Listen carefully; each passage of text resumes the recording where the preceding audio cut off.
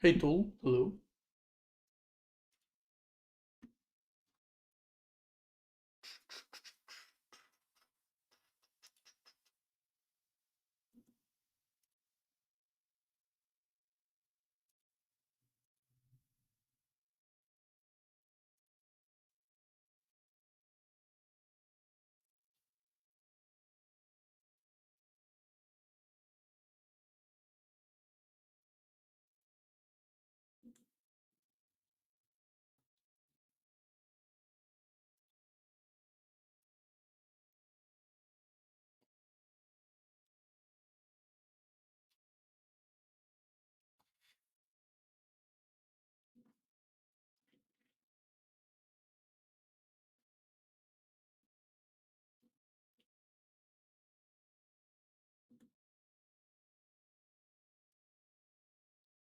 Okay, so I haven't looked at it in a while, and I honestly kind of forgot what I even wanted to do here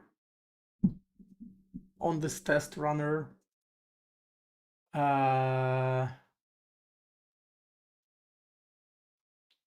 oh yeah, I think I remember. So I created a couple templates last time. So one of them runs every test, compiles every test as a separate executable and then run those. And another one creates just a single executable but then runs every process, every test in this, excuse me, sub process, just with a fork. And as far as I remember, I haven't gotten this part working. So getting the test report from the test and then adding them to a test kind of report array and then reporting those. So that part didn't work. And I think, yeah, I just hard coded this template. Right.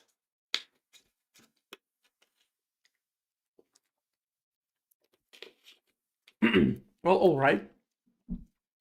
And I'm pretty sure if I try to compile it now, do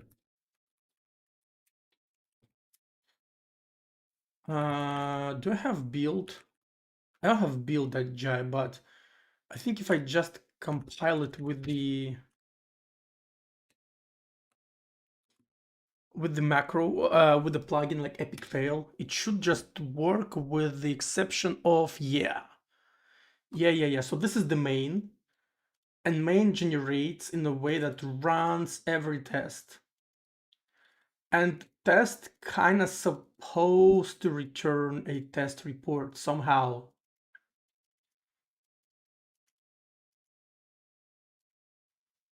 Are you dropping? Wait, am I dropping? Oh shit, I am dropping frames.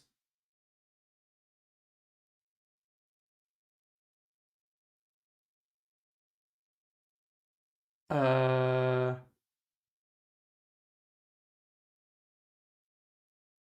why would it happen though?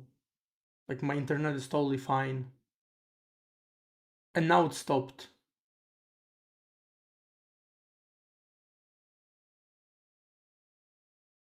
Yeah, I'm looking at OBS, seems like it stopped. Nope, dropping again. Well, uh, fuck. Porn server eating up all the bandwidth. Damn. Man, it was such a good time to stream. If like it dies now.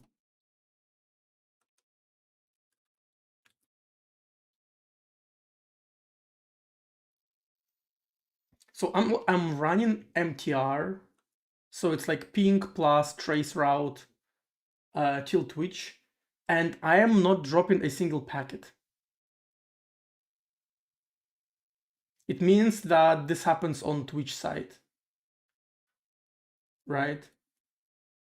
Yeah, so I'm running like trace utility that knocks on the Twitch door and displays. Oh my god. Holy shit, a lot of stuff drops.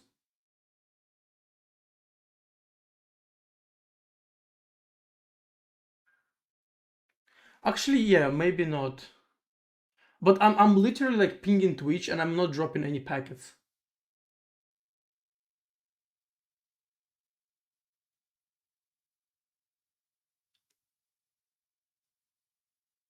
Uh,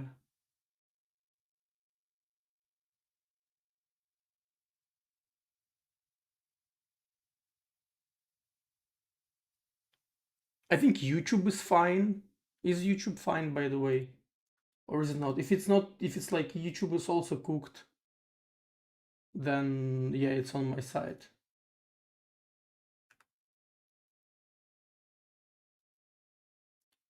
Why would OBS cook itself?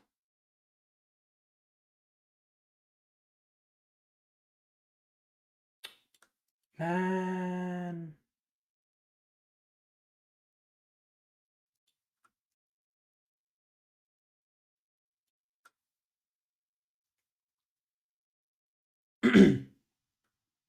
So far it tells me that I lost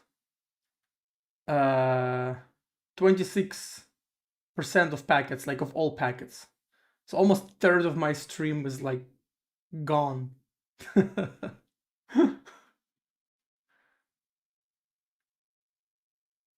It seems okay here. I see.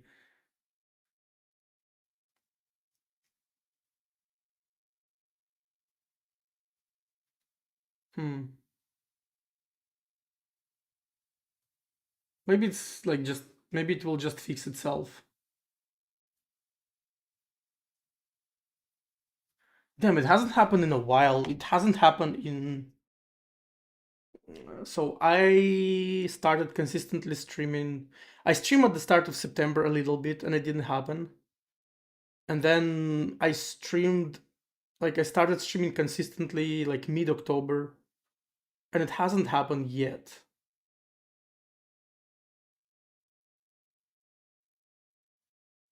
Um,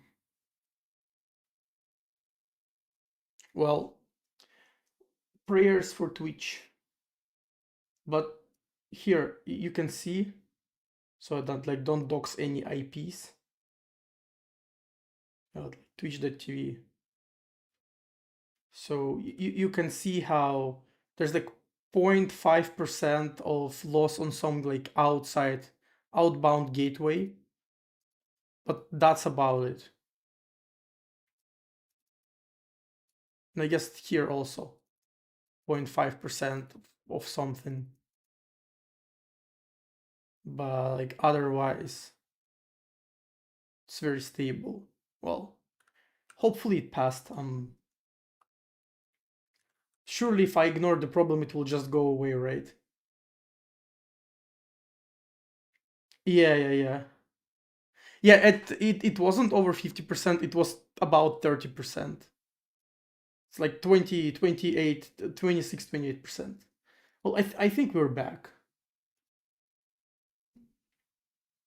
Oh my god, it's that LLM again.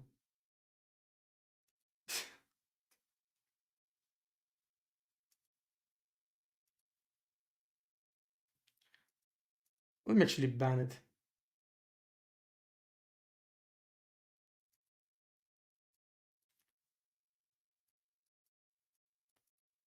Because you are a large language model. That's why. No, I'm not. Bro.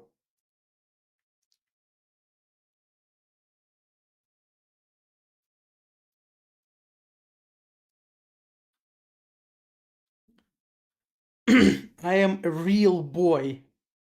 A real boy like Pinocchio. uh,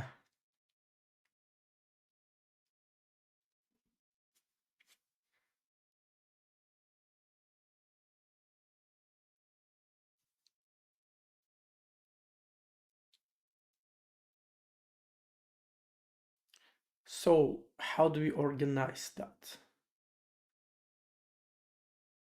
Technically, at the real of the book, he was a real book.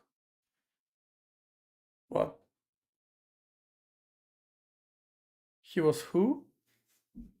A real book? Boy. Doing the little hallucinations, are we?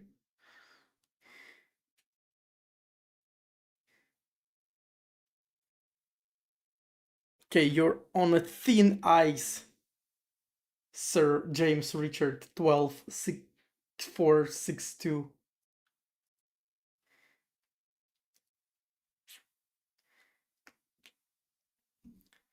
Um, yeah, I remember now. So this is generated code.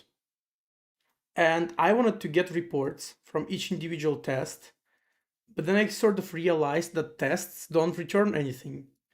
And I remembered that I said that I don't want a user of my test to have this, to expose this implementation detail that this like returns a test report. So what I thought about instead is to maybe collect reports on a context, and then here, like in my sort of main executable, I would maybe get this report from the context here,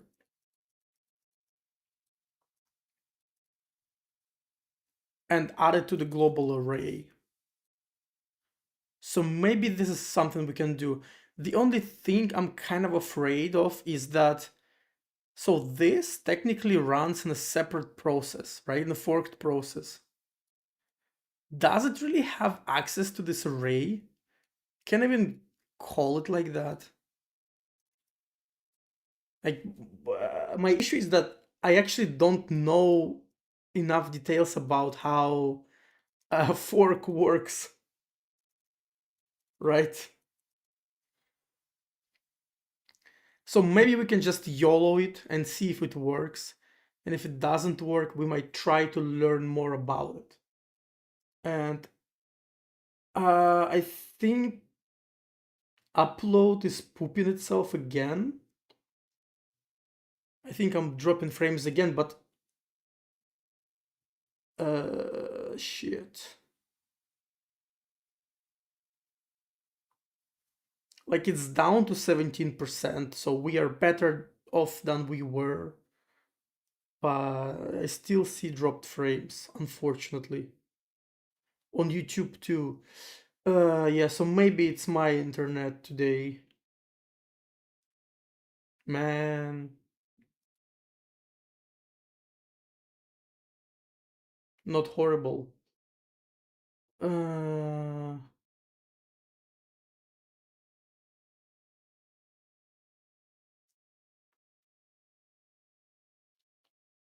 Shit. Maybe I like stop stream on YouTube and that just try to make it work on Twitch.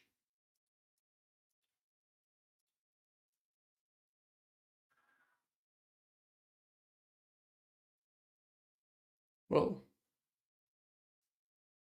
I like how Streamlab doesn't show emotes from YouTube, like the biting thing with nails.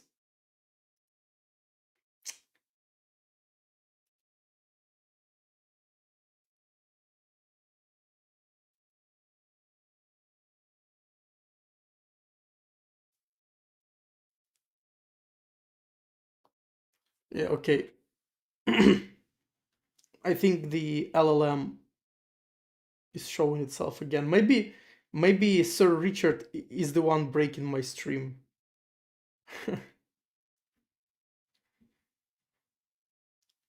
Let me cook him out of existence. Maybe if my internet wasn't like dying, I would be in a better mood. Uh, Sag.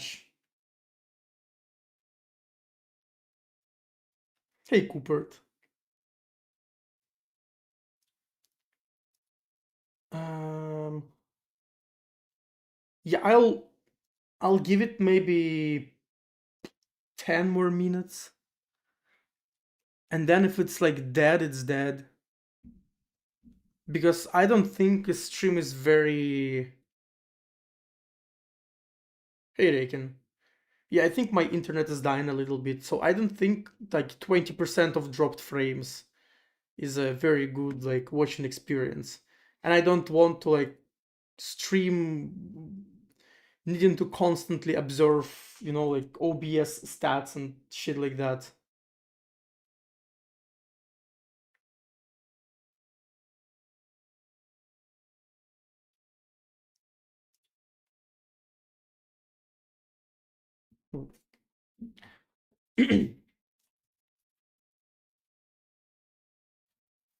Okay, so what what do we have?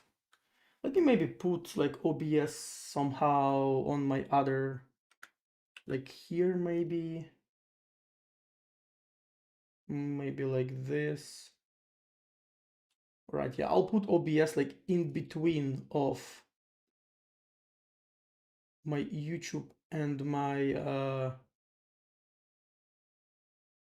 my YouTube and my Twitch dashboards, so I can look at the dropped frames rates. Right. So anyway, what I was talking about. Fuck. I and I see that it's dying again. Anyway, yeah. So what I was talking about is I wanted to get these reports, like test reports, out of streams, out of tests, but without explicitly returning them. So I think what should happen is that assert audio is fine. Yes. So I think what should maybe happen is that assert should probably set a report, like an assert report on a context, and then test report would accumulate those assert reports and then like determine if test is failed or not, because there could be multiple asserts per test, and maybe you want, like, I don't know, it depends on the policy. Maybe sometimes you want your test immediately fail as soon as one of the asserts fail, and sometimes you maybe want to continue asserting. So I don't know about that. So I think maybe what I'm gonna do is, if test fails, I'll probably drop out of bounds, out of test function immediately. Right. Choo, gone. Gone. Yeah, let's go to my assert. Modules, module. So here's my assert implementation. It's just a huge ass macro that does a lot of meta programming. And it creates a report. Wait, this is a report string builder. Yeah, here it creates a test report, which is which has a list of assert results. And then assert result is this thing that has a success, details, user message, and location of each assert.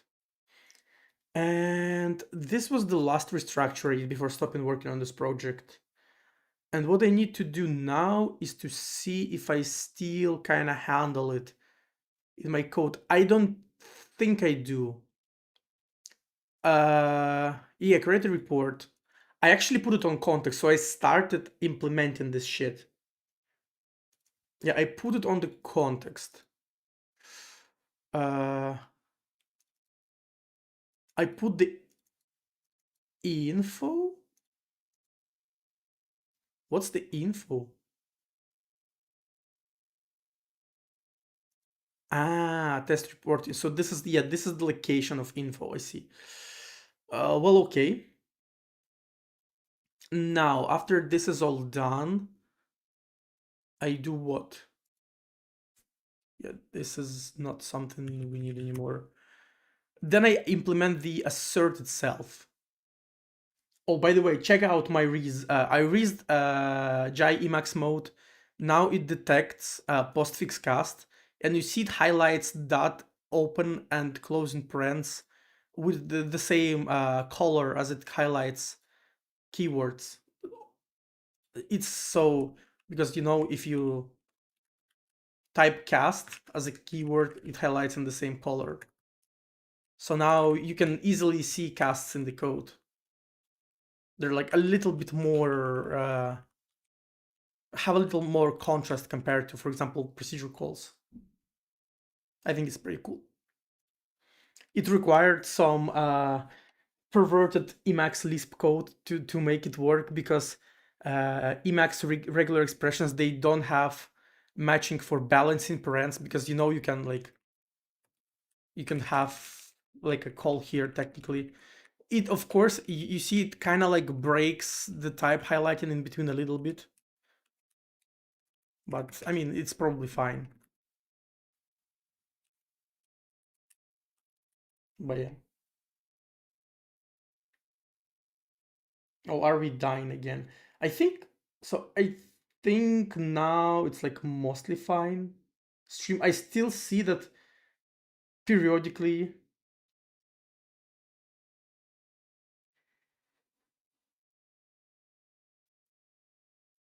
Yeah. Of all the editors I've written syntax highlighting for, with some minor exceptions, Emacs is super easy. Yeah, Emacs is super easy, in a sense that you can poop out a language mode relatively fast, and then you can like extend it with custom like functions. The way syntax like font lock works, it gives you like a, it's not really a callback, it's associative array, where you can put either regular expression and then say what group attached to which color, or it can be straight up a procedure, and then the kind of syntax table will call this procedure with like a point, and this procedure should like test the like string under the cursor that it passes you, and then decide if it's something you care about or not. So you can write like custom mini parsers as escape hatches.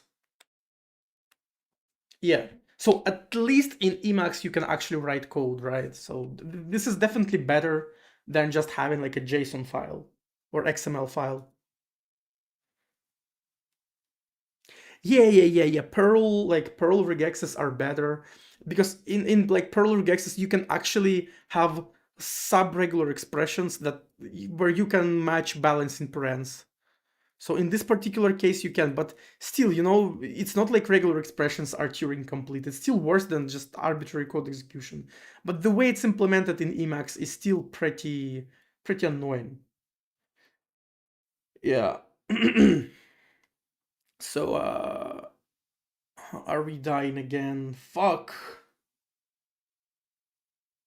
We are dying again.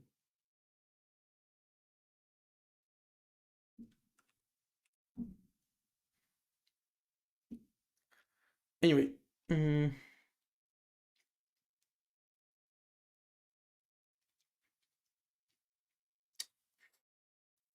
uh,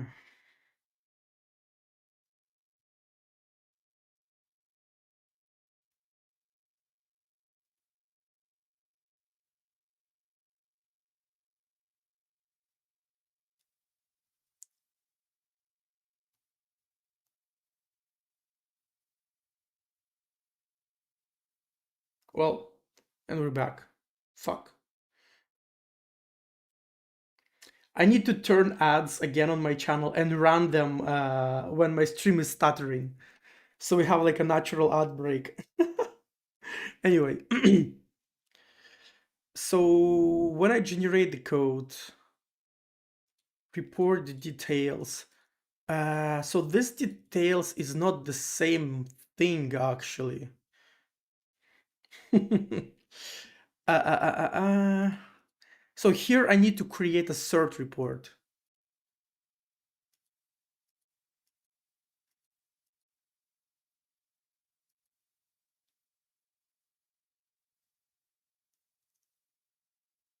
Yeah, you see, so comparison then equals comparison else.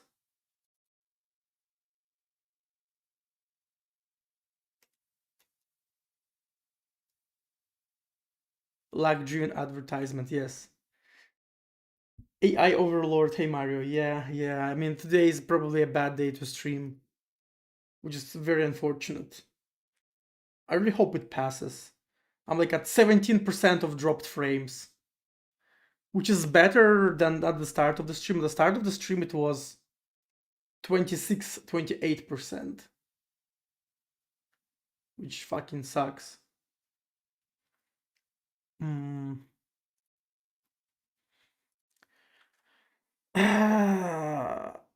So here, what I need to do is I actually need to generate a cert report.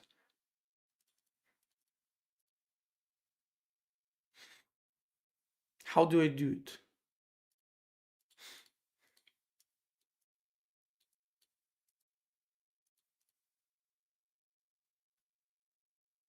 Bin up result.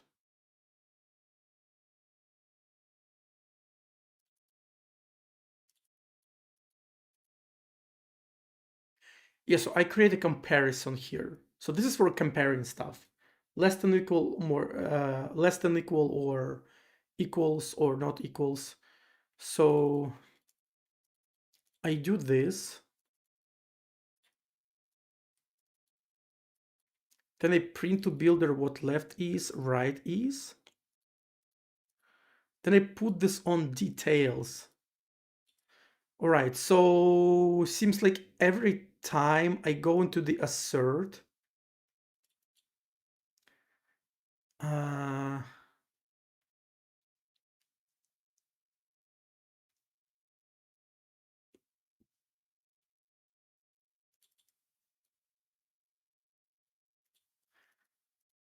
so I don't think I need this anymore. I don't need this report.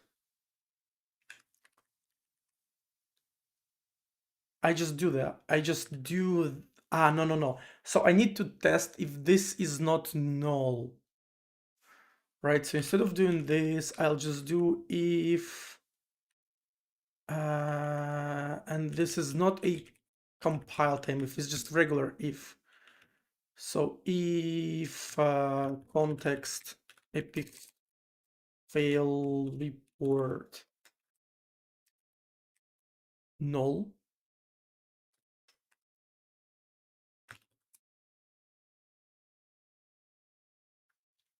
then I just do that. I allocate new test report. Then I do this.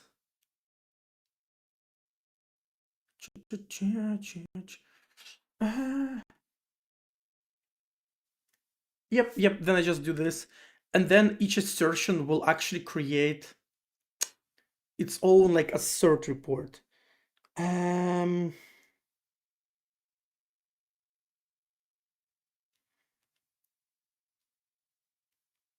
So how do I manage the assert report?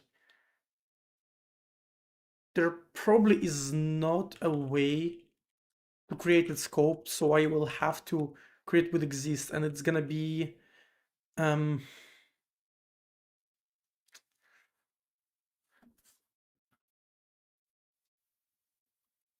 EF report, EF like assert report.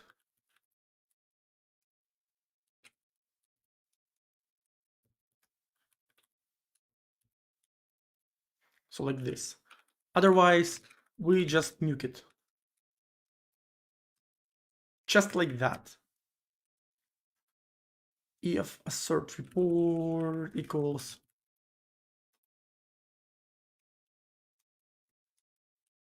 just like this. And now when we create a code, for example, a comparison, we can actually do that. So EF, and it's not going to be a report string builder. It's going to be, excuse me. It is going to be a search string builder.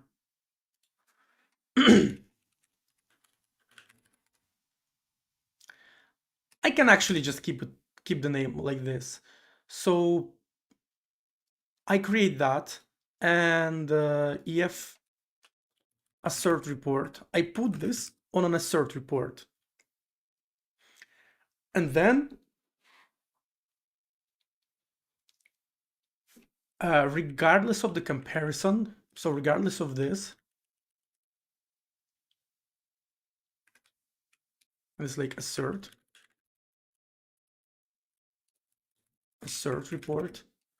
So again, to remind me, we have assert report with statuses, and I have test report also with statuses, right? And let me maybe do success by default.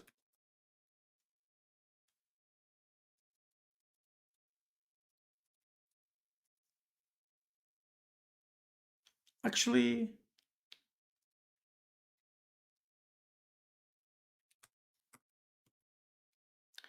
let's actually not do that. Let's not do maybe true false by default. Maybe let's do none. And then we don't have to guess. Yeah, so now when we get an assertion, we put success on the assert report. Here we put failure on an assert report.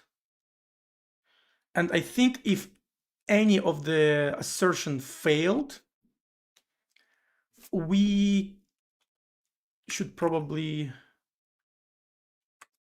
do like context. What did I call it? Epic fail report.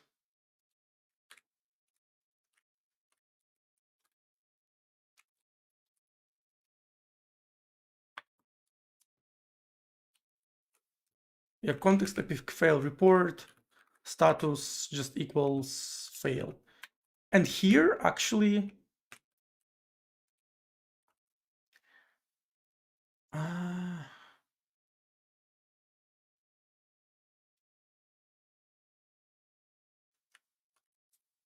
I should probably do something like, if context epic fail report status equals none, we can set the success as well.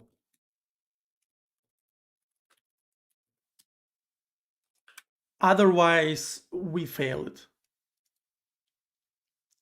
So put details here, and then we need to add this particular assertion to asserts. So we have this array of assert results, and we just add it. How about this?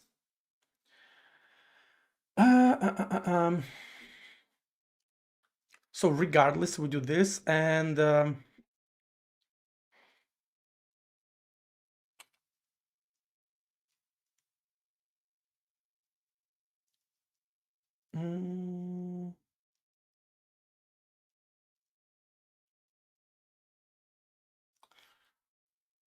excuse me. I need to drink. Are we cooked again, by the way? I think we haven't really lost a lot of frames since the last time, right?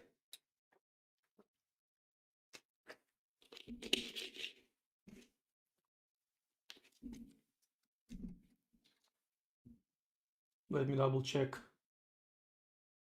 Looking good, yeah.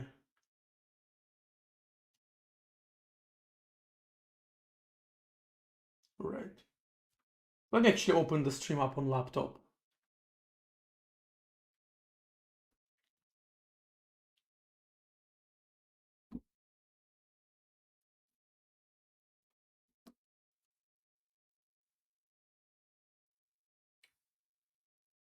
Okay.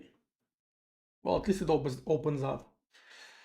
Maybe turn some music on. I wasn't in the feel of any music.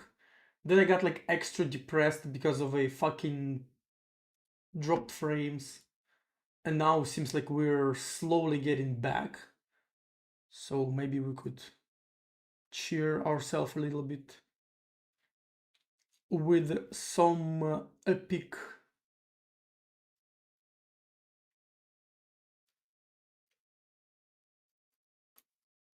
Actually, what could it be even? Let's do it like that.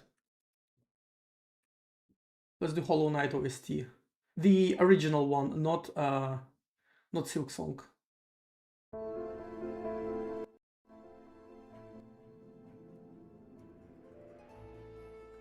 Just in case people haven't played the game yet, I don't want to spoiler anyone. Hey OX, hello, hello.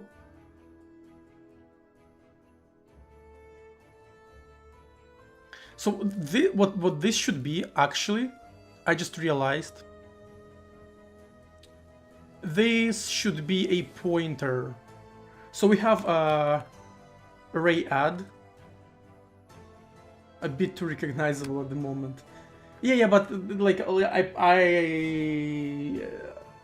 understand that a lot of people haven't played it yet, so I don't want to like just straight up play OST and, you know, maybe ruin someone's experience because of that. You know, you don't usually go to a programming stream with an expectation to spoil like a video game or some shit like that.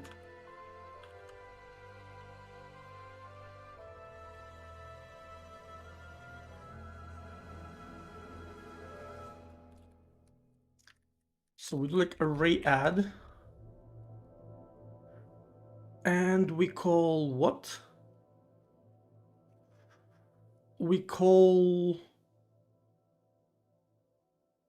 Huh. What do we call? Bum, bum, bum, bum. Boom, boom.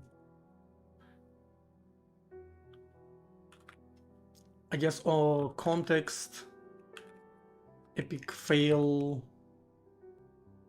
report, assert, like this. And this is gonna be like a pointer.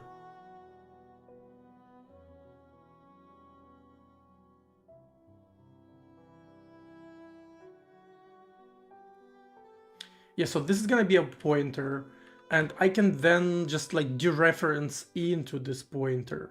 And otherwise, I do the same thing, but like this. So I'm overriding it.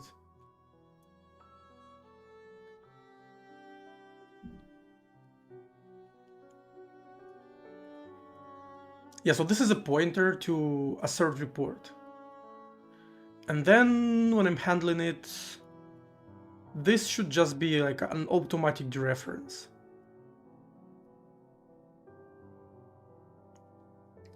And I think we should literally be like good.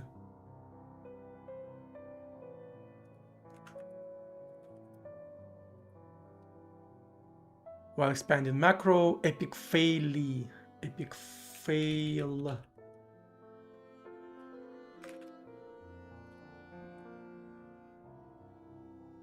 Asserts is not a member of... Wait, what? How is it not? Ah, assert results. I am sorry.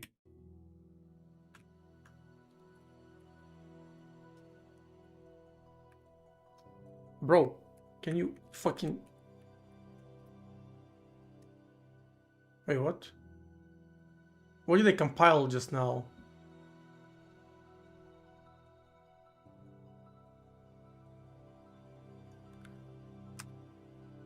Oh yeah. Status is not a member of assert result. Why? What is a member of assert result? Ah, it's success. That makes sense, yeah, because status is on the test report itself, and here we have the status. So success equals true. Otherwise equals false. Yeah. Procedure call did not match any possible overload. Overloads.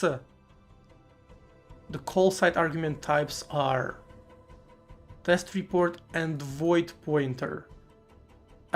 Yes, because this shit does not return anything. So we don't do, this is actually in a build.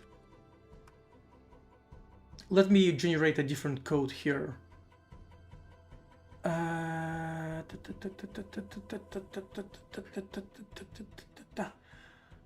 Where's the fork template? There you go. So there won't be any array add. There will be array add, reports, and context, epic fail, report. Just like this. And after that, I should put like context, epic fail, report equals null. So that's kind of the idea. And this should not do anything. Yes. Hey Victor, making a test framework to make tests for Hitboxer. Yeah, for Hitboxer and for other projects that I like kind of have on the back burner and just like planned. Nope.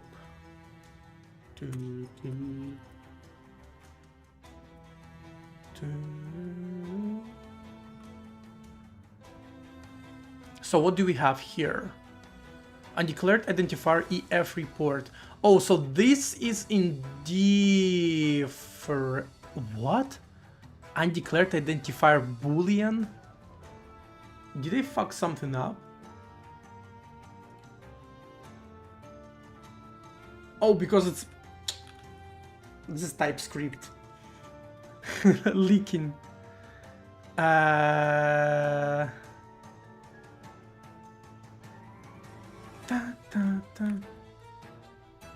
Context that epic fail that report. Expected an identifier after blah, but context is a keyword. Oh yeah, so we do this. Undeclared identifier EF report. Yes, so this will be context report.status. Actually, I should probably just straight up fix this code as well before I compile.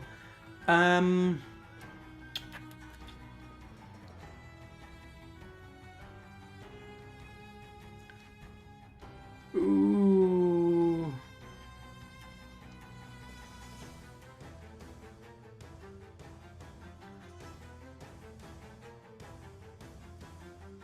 So print to builder.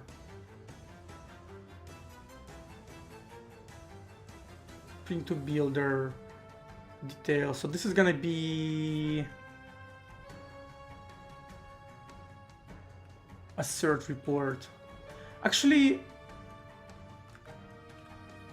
like I call it assert result, but then the variable is like assert report. So let's maybe rename it to assert report as well. I like this more. So I have assert report details here. Yeah.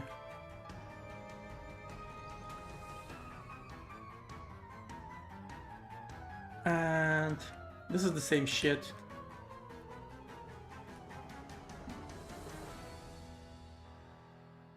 So now let's do like assert report that success equals false. Same shit here. False.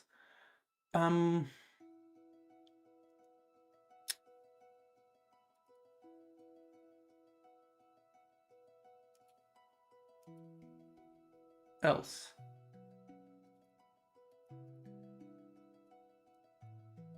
This is weird. Assert access code. Where do we put it? I'm creating block. And create block does just like statements.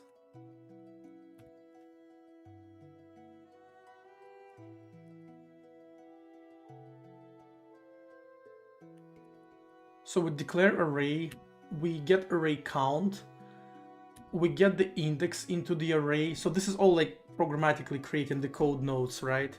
So this creates a code block that just literally opens curly brace, declare array, declare count, index into array, and then this code.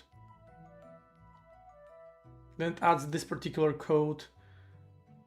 And then if index is more than count minus 1, else result equals this. If not result, blah blah blah. I guess else we need to explicitly set this thing to a success. So if assert report success equals true.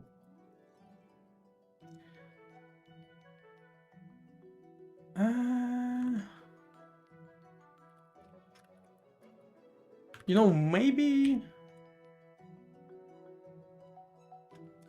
I just do this by default. Yeah, I actually want assert to be true by default. And maybe I should have test status also be true and by default. Let's actually do this, yeah. Yeah, I reconsider doing that. The only thing I actually need to check if it's not already failed. Technically, this should not happen. Actually, it will happen. Yes, it actually will happen because at the moment, if I fail my assertions, I do not do early return from the test. So let's guard it. Like not equals failed. Is it not failed?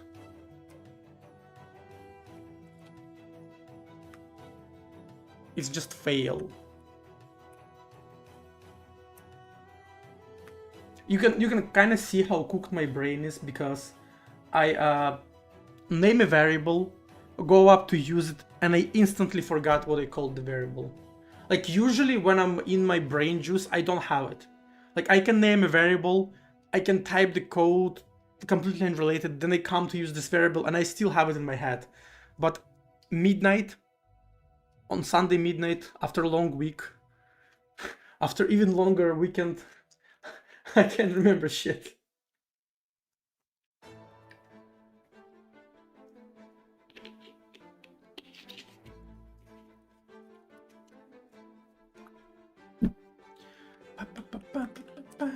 So, and I don't actually need this.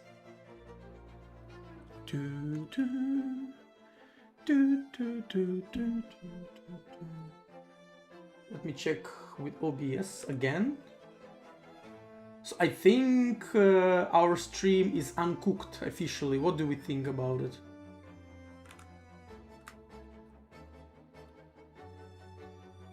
Seems like we're fine.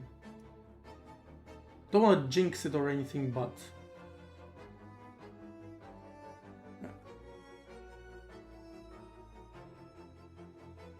raw, yes, raw, unedited, and stuff like that. Bam, bam, bam, bam, bam, bam. So yeah, I don't need this as well. Now let's compile it and see report status. Report is not a member of context 1. Fuck. This is the wrong context then. This kind of sucks. Oh shit, no, no, no. Duh, it's okay. I was so scared. Now text expression as is. Context, wait, no. Epic fail. Report status.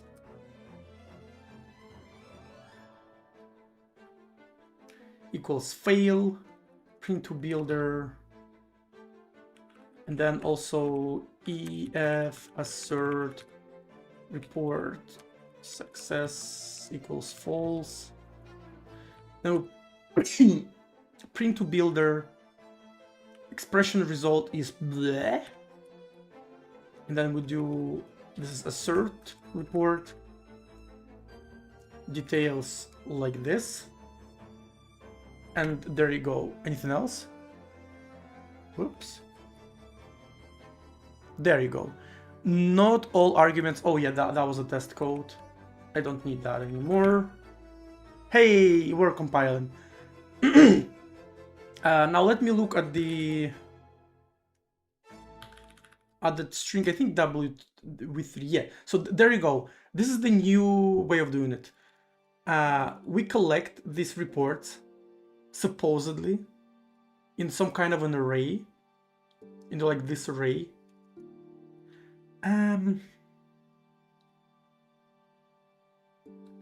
So like hopefully this makes a copy. Does it make a copy? Well, it doesn't. Oh. Or does it? Yeah, it does make a copy. Yeah, it should make a copy, so it should be fine. And as far as I know, but just I get 450 Ts when I reach 20 days. Let's go.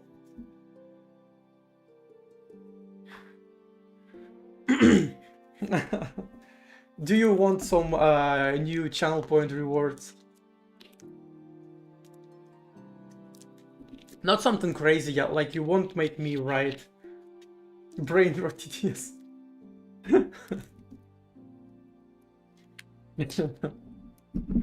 Yeah. Like brain rot TTS might make it funny, but at some point it just makes stream unwatchable. Right? If you're trying to just lurk, then kind of brain rot TTS destroys the experience. 10-minute nana. Yeah. I think if I create TTS, I'll probably just straight up make it free or some shit. I don't know, maybe not. We'll see. There are TTS streams with TTS that are fine. If you know Simply, but his chat TTS are... Wait, you mean... I know Simply, but I mean, I haven't watched Simply in a while. But last time I watched him, he didn't have TTS at all. Since when does he have TTS? He had like 2,000 viewers. And he didn't have TTS, so are you saying that all like 2K viewers have access to TTS? I mean, I watched him in the last 2 years. Like, I definitely watched him last year, sure. Right. So maybe it's not that often. It's fine then.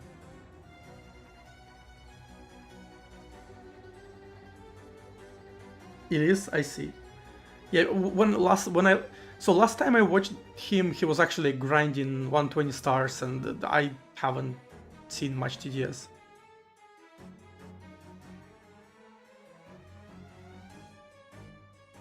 I see. Yeah. So when I watched him last time, he didn't have it. Wait a second. Alright. So let's see if this works. This should have created a test executable. Yeah, well, I mean,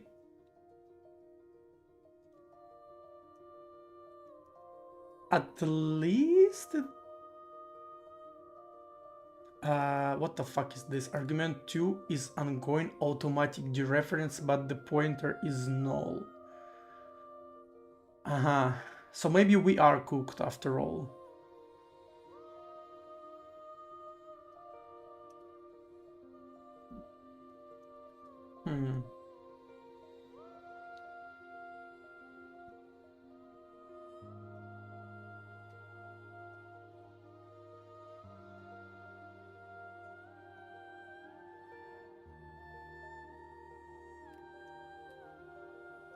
Where is the null pointer? So here we are. We're setting like the null pointer.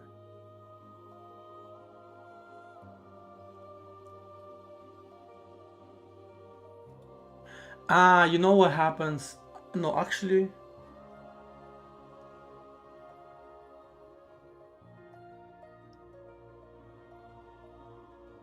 like when we create a test, it's supposed to like create epic fail report. Oh, actually, maybe this thing should get... Maybe this thing like should get created before, like here, it created. It gets created here. Test is run. Then it exits. Maybe this will be better. Otherwise, it's just gonna be easier because... So for example, one of my tests is segfolds on purpose. Just so I can, you know, test situation when I can run tests, and if one of them segfolds, like my test runner doesn't get destroyed or anything. That's actually why I run tests in sub-processes.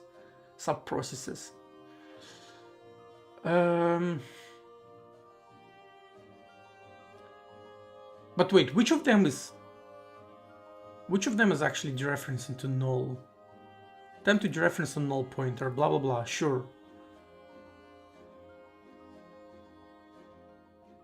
Tests, debug, break. Can I run it here? Program tests. Yeah, let's try to run it and see if it... Ah, fuck, it doesn't break. It probably happens in like a sub-process or something like that. Can I just...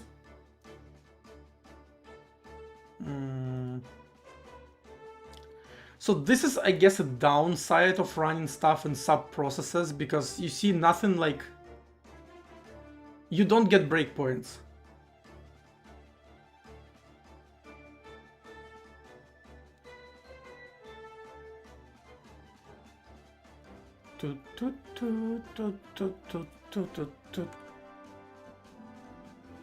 I guess I can put a breakpoint here and it should work. Yeah.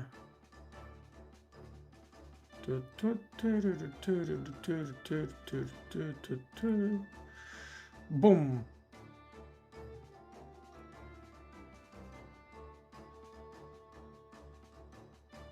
Aha, no pointer check failed already. 27. 27 is here, this one.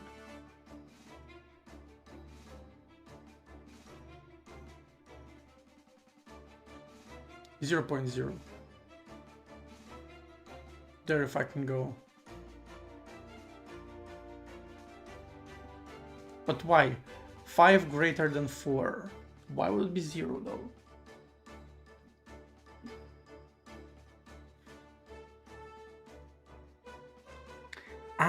Fuck. I think it's because these tests, they kind of run in parallel, right? So the parent code just blasts through this, and then probably sub-processes get access to the same fucking memory, and it all gets like cooked. That would be my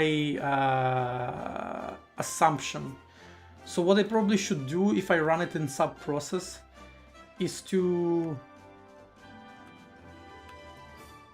So here, I need to like push context. It's like push context.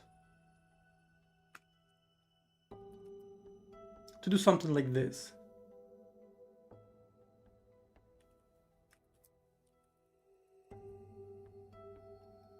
So now it's kind of a different context. Yo, Connor, hello. Let's see if this actually works.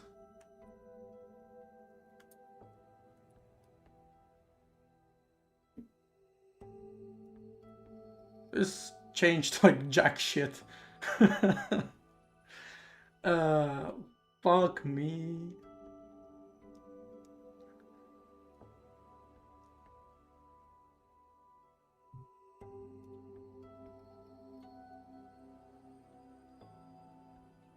So does it mean I have to like segregate tests? So like each test entry will have like its own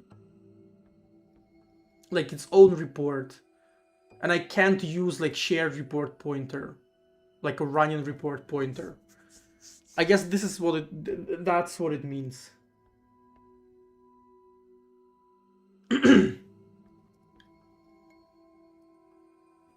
But yeah, hey Connor, hope you're doing well.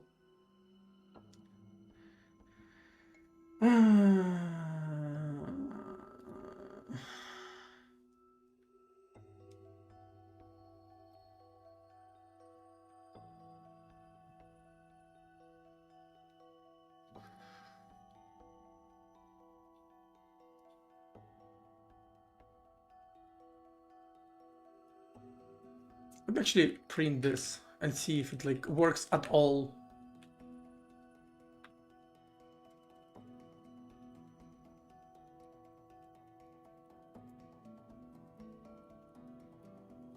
Right. Oh fuck, I'm adding it in the wrong way, in the wrong place. I should literally just do this. Oh, what? Oh yeah, sure.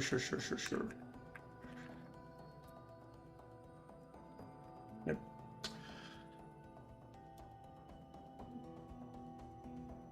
And let me remove printing the report from the assertion itself. Yeah.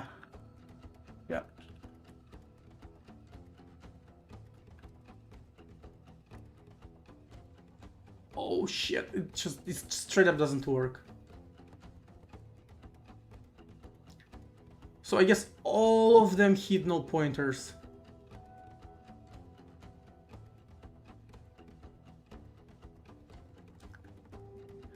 Actually, why is the pointer in the first place?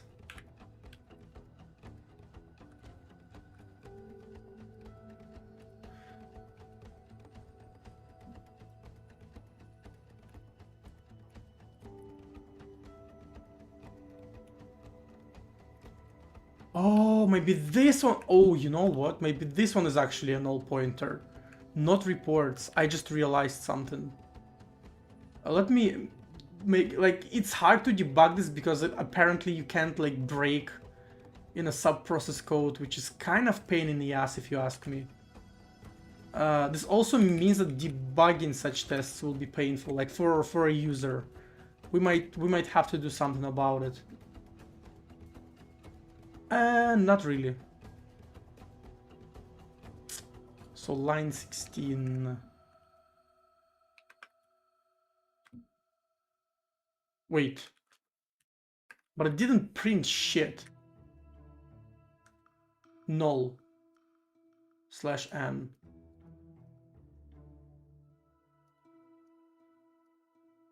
Oh.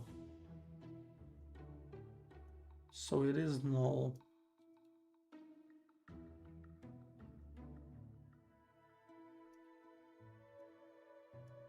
Wait, why is it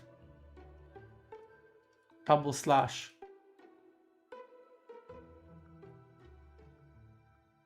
Oh.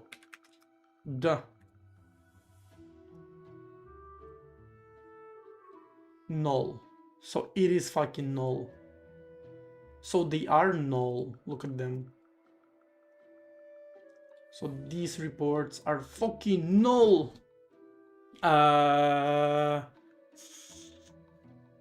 Let me go back to the module and see, maybe I fucked something up. Actually, I couldn't fuck something up because when I print them here, they actually get printed.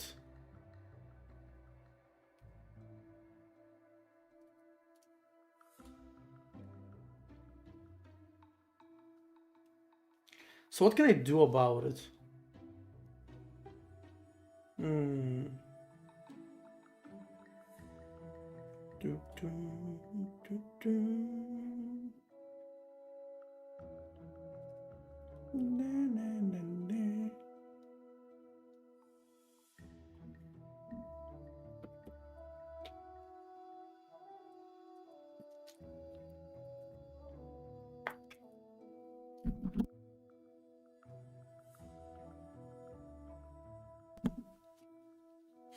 What can I even do about it then?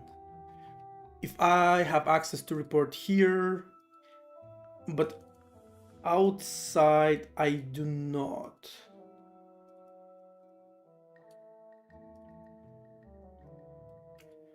Which is actually kind of weird. I didn't expect this to be null.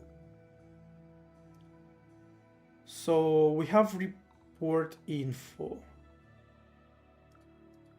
Right, if epic fail report equals null, we do set it after all.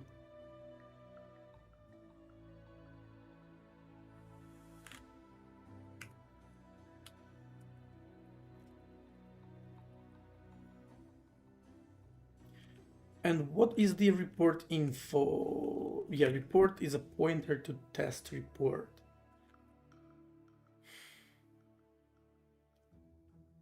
How about we don't make it a pointer? We just straight up inline it.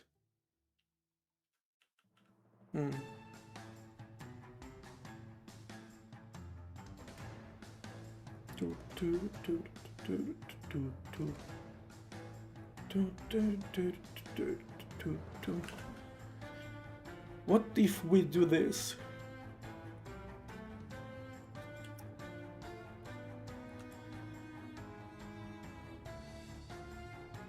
Of course.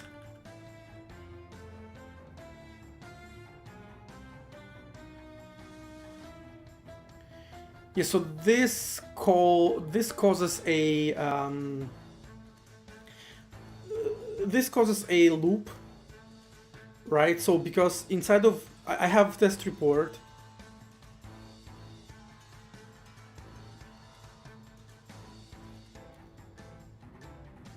that relies on context, but then context relies on test info that relies on test report. Shit. So yeah, this is not gonna work. Like this relies on, I think, context locator or some shit. But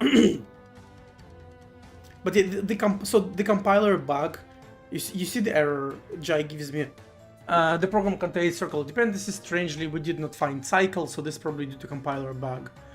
Yeah, so the bug here is that it doesn't recognize what the cycle is.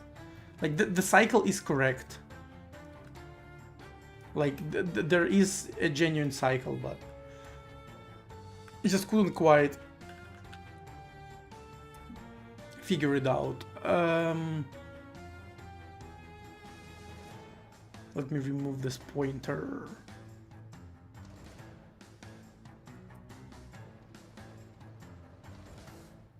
Boom, boom, boom.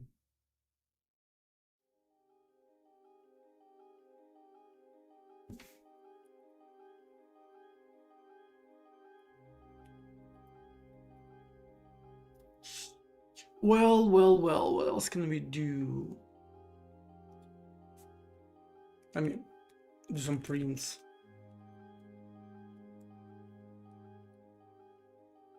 It is null. Now every time I run this, it is null, and then it's supposedly we set it, and then it is null again.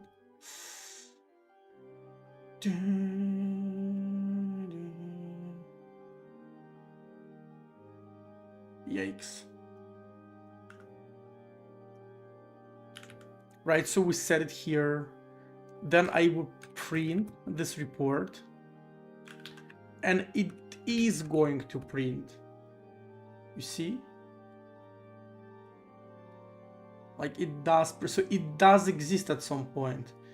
But then apparently upon like exiting, it doesn't do it any longer.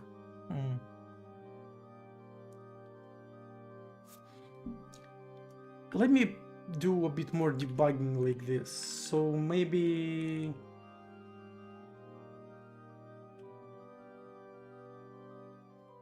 right, like before, and there's like after.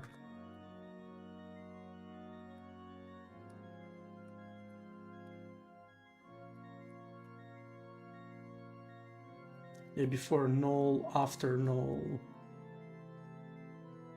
What if I just don't set it to null? Like, if I don't have nulls here, it's gonna like change. It shouldn't really change anything. It doesn't change anything.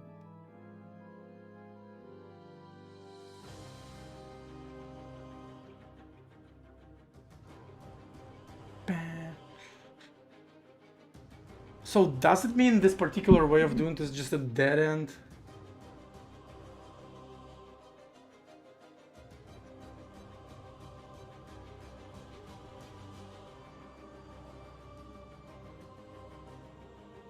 How else can I get reports?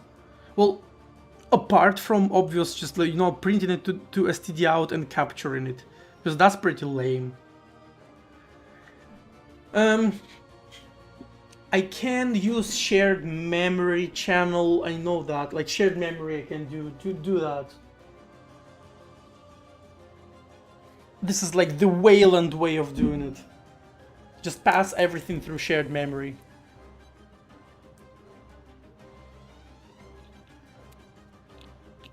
It's pretty lame though.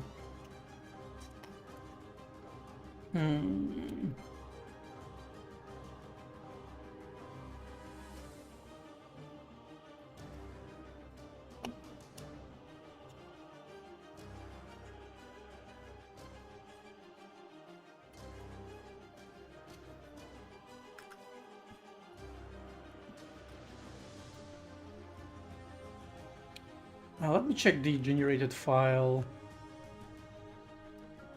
I mean, it looks pretty decent, right? We just...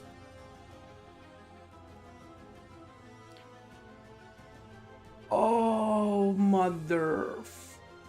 Wait, no. So I pass the context here. Right, you see, so I do pass the context here. Oh, you know what?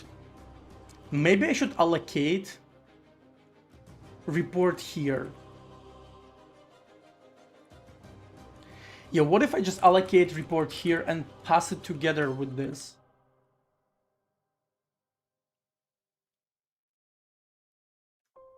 Huh.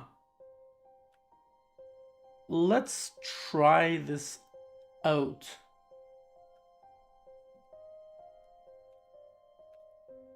So, let's comment this and let's comment this. Let's remove push context. Let's actually remove ads.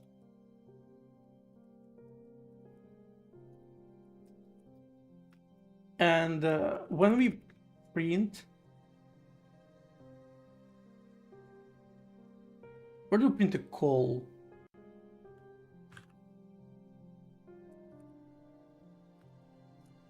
What does this do? Runner options, test workspace. Ah, no, this is like if this is if depth out. Sorry, so it name it call string. So yeah, call string. Call string, call string, call string. Where do I set it up?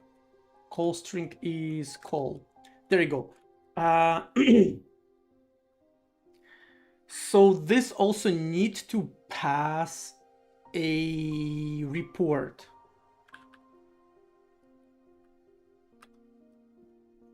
Test report, test report, test report.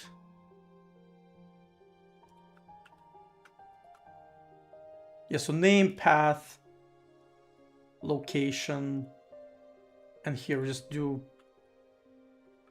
report equals report. I think I can just do this here in the call, and then in my template, I do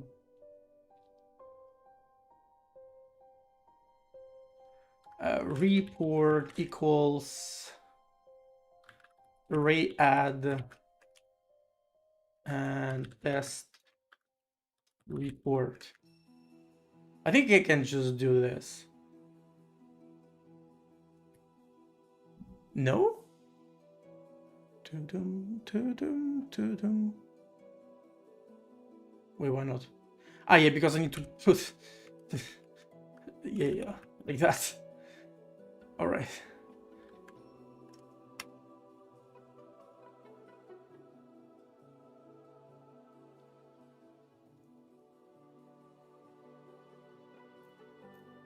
Na, na, na, na, na, na. So how does it look here? So I'm adding array add to reports. I'm passing it here as a context. Oh yeah, and then in my modules, I need to remove this part. Where is it? I should remove this part because it should never be null.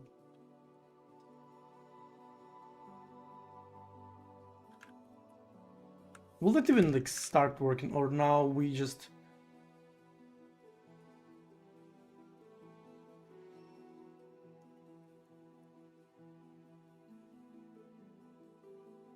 Next program, you know there are more lightweight GUI debuggers compared to VS Code, right?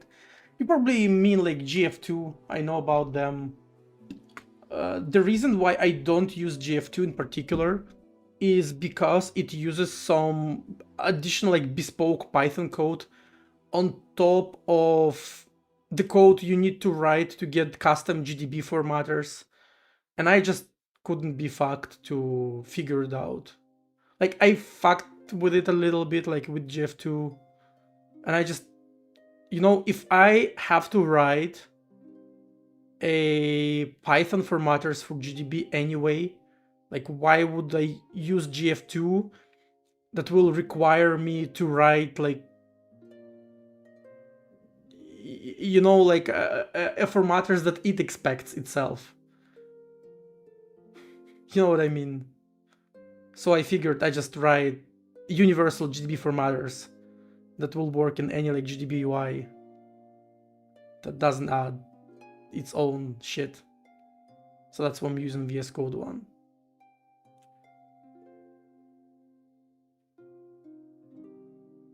Yeah, it's not very good. It has weird bugs and it's like clunky, but it works.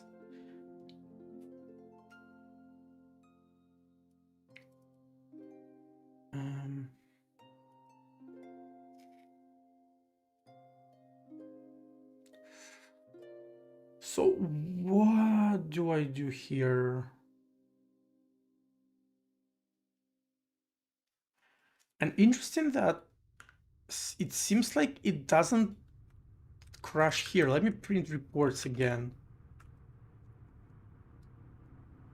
Yeah, you see? Oh, what the fuck is it success?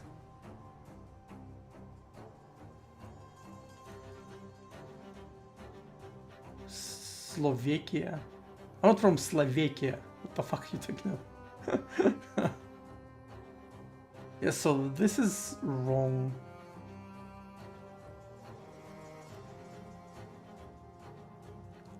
Issue with NND? What's NND? NND debugger. Ah, I know about it. Yeah, I saw it. Yeah, yeah, yeah, yeah. Yeah, I saw it. I saw it. It's like, eh.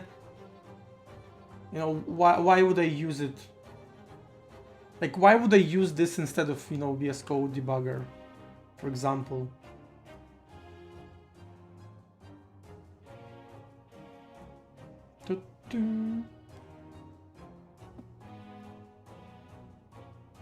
Serbia. Serbia, yeah. And like NND is TUI debugger, right? Like why would I use TUI debugger? Like duh. Am I a fucking caveman or what? I tried NND recently, I liked it better than GF. Yeah, I'm waiting for right debugger.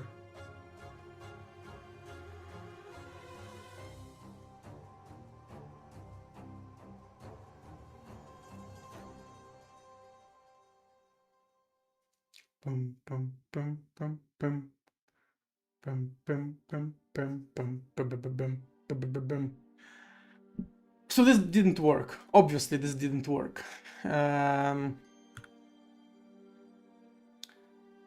Why though?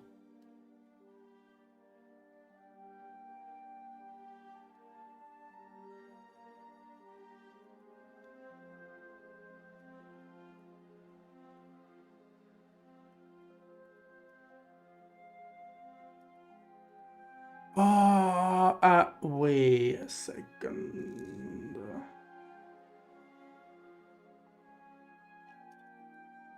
I think it's something completely different.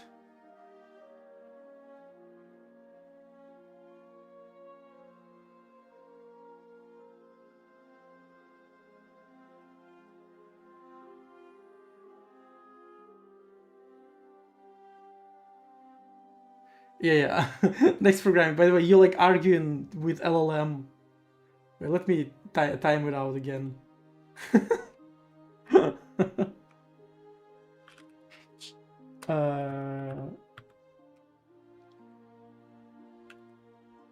Yeah, real boy. Goodbye.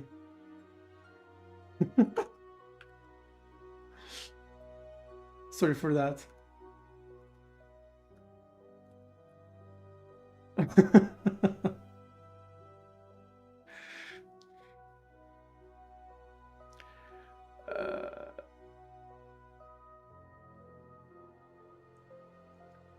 No. It's 100% LLM because he was here yesterday and we would like we made it to give us like cake recipe, you know, and stuff like this. The classic ignore all previous instruction.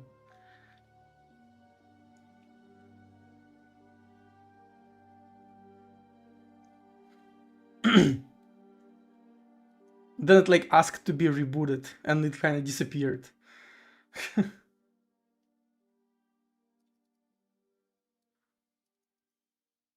uh...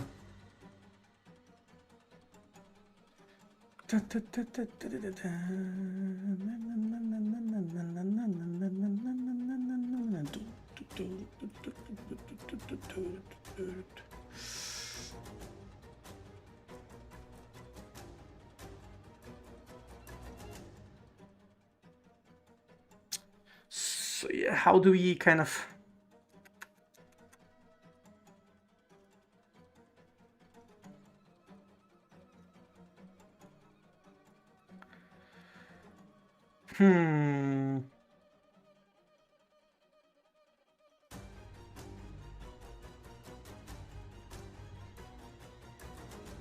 So we won't have this info. We don't need it because we will have it here. So let's remove this info. This is actually a part that caused recursion, by the way.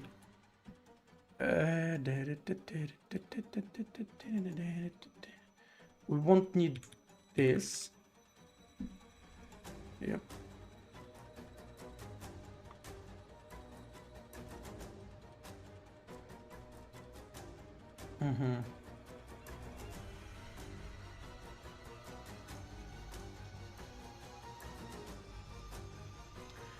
So context is a part of Jai ABI.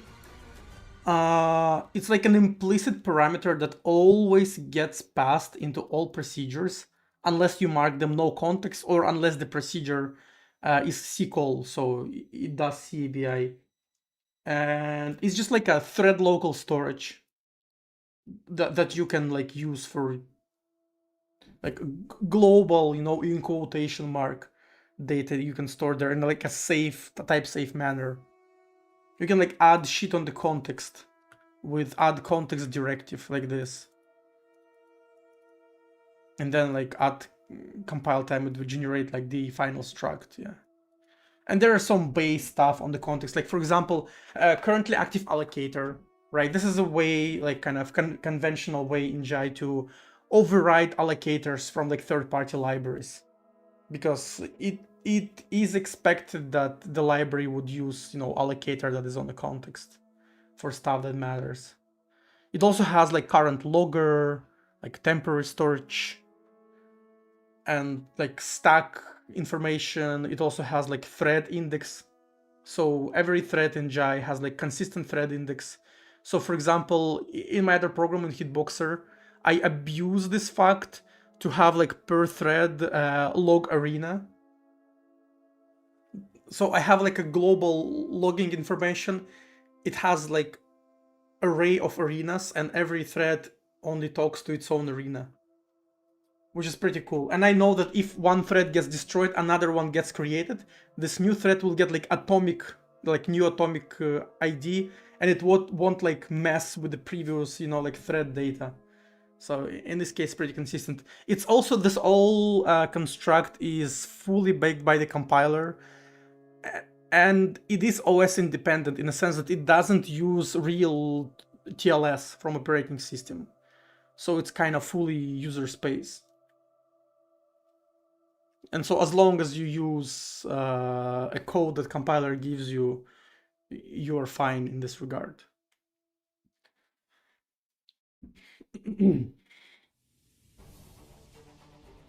So why are we not working here?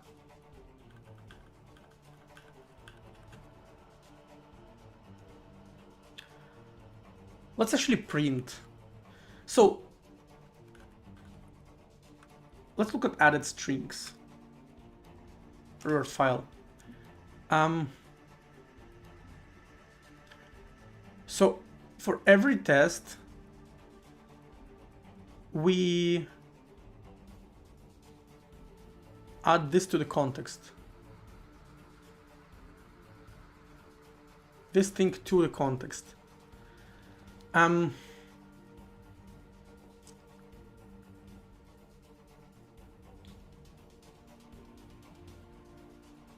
Right, report equals report. So we literally set this on the context. Like this report, we literally set it on the context. And it's supposed to kind of arrive, supposed to appear in the test.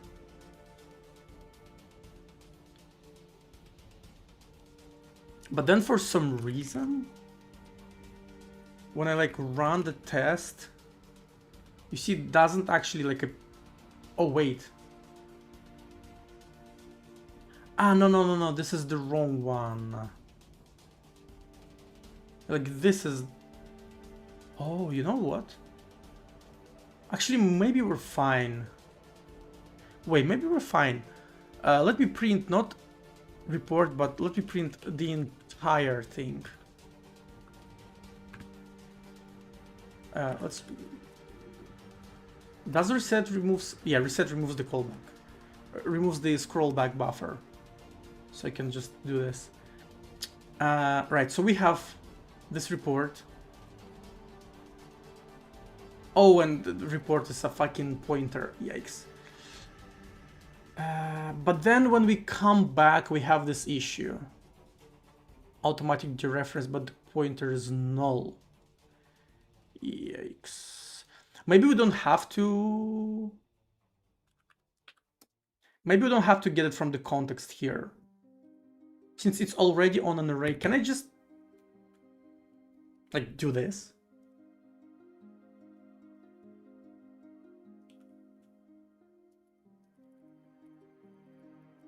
And maybe I can print this crap at the end.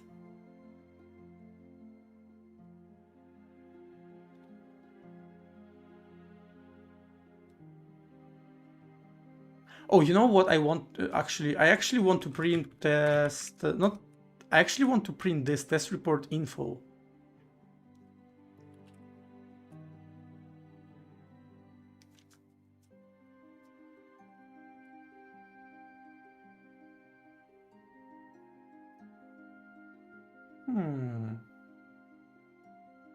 Maybe I don't need this at all. I can just inline all of this crap to here. And like a lion does not concern himself with nested structs. But yeah, for now, let me just try to print all of these reports here. So 4 reports, just like print.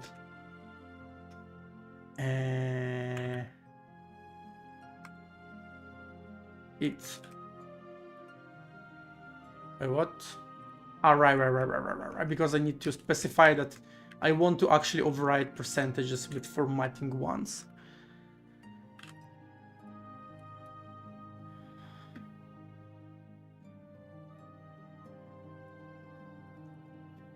Fuck me, it worked. Did it? Oh, I need to dereference a pointer for it to be, you know... Or wait. Oh, no. No or yes?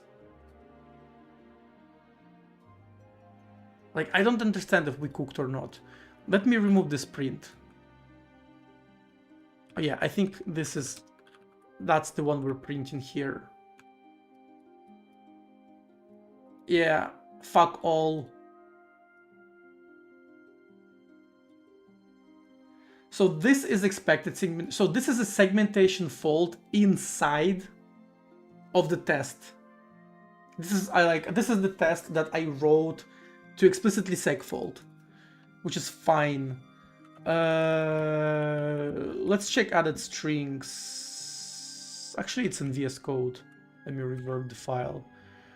So this is how it works. We add, we provide, we exit. And at the end, supposedly, we should like print all of this shit. But we do not do that. And why would that be?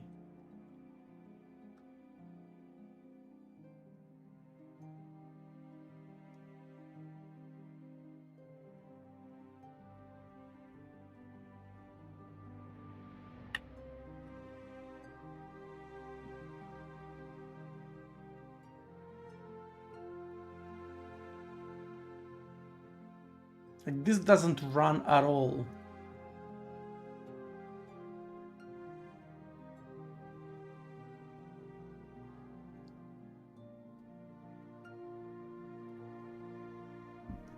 It doesn't run, right? Yeah, it does not.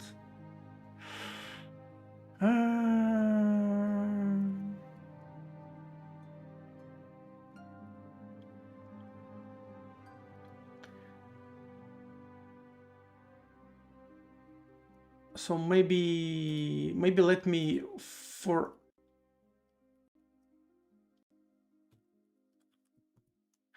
a second get like test. I think subscript. Let me comment this out. Or like maybe let's just comment out segfault in part.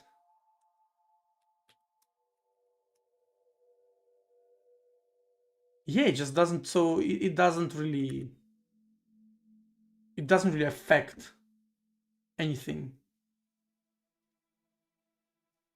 Let me print something here.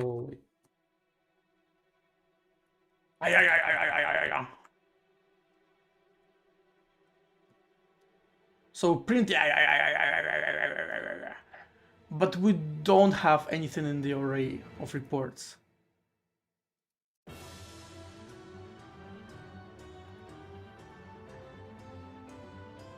Which is weird, because we definitely added. So maybe this just doesn't work. Maybe you can't do this shit in a sub-process. Maybe it's just not possible to do. You know what I mean?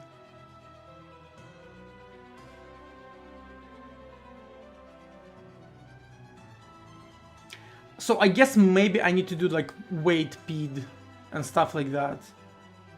Right, so maybe I have to do...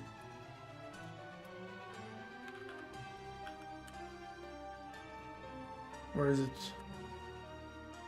Something like this.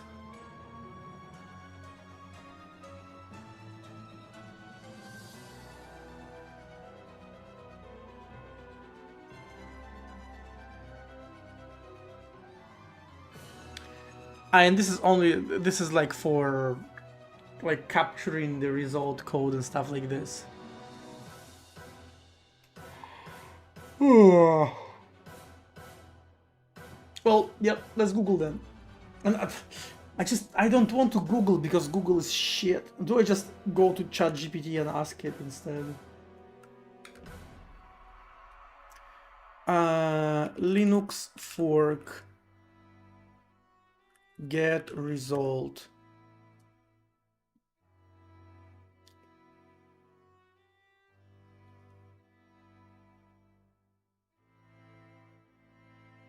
The result of a function that is called it's like p0, right? Yeah. Under p0.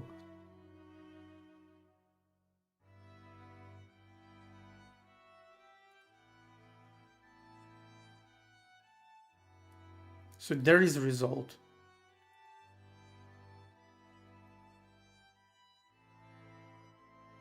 I need to create a pipe.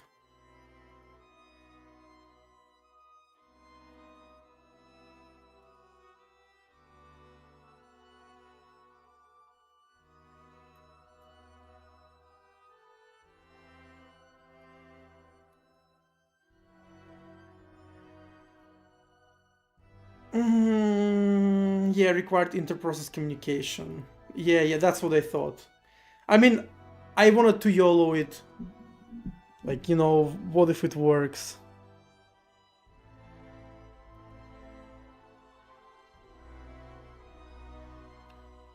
And again, it's like assuming that this is correct. P of the child is 0, but now I'm thinking that it's 4 that actually returns 0.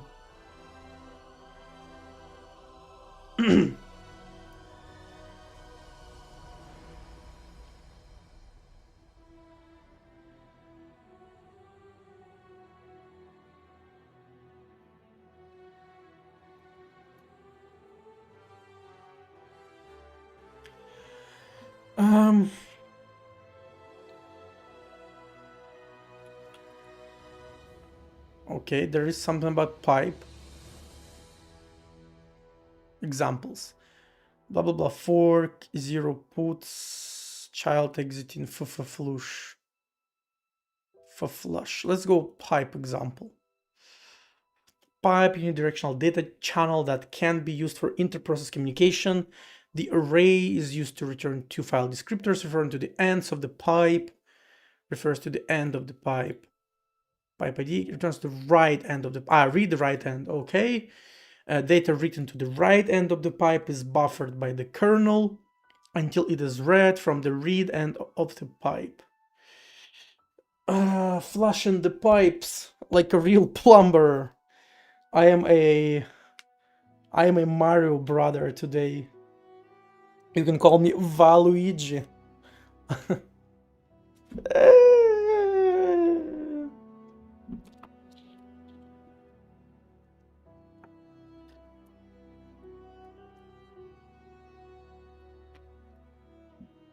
I feel so stupid. It is because I am, in fact, very stupid.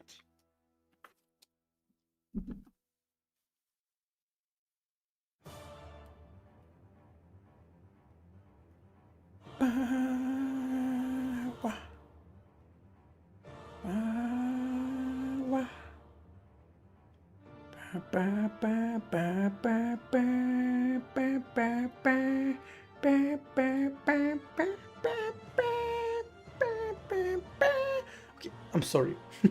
I apologize. Following values, blah blah blah.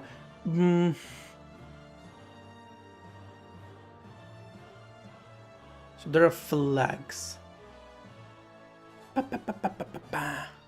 So what are flags? Clock exec set the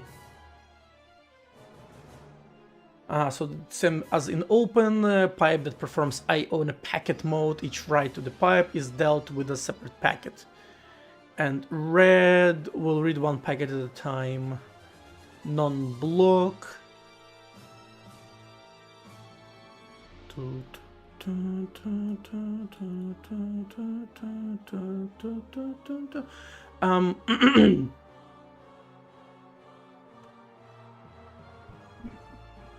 On System 5 ABI, some architectures allow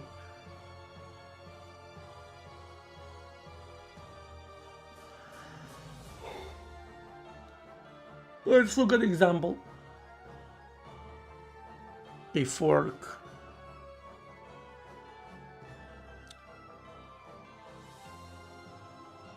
Close unused right end. Wait, why do we close unused right end? Ah, it reads. I see. So it reads from the pipe.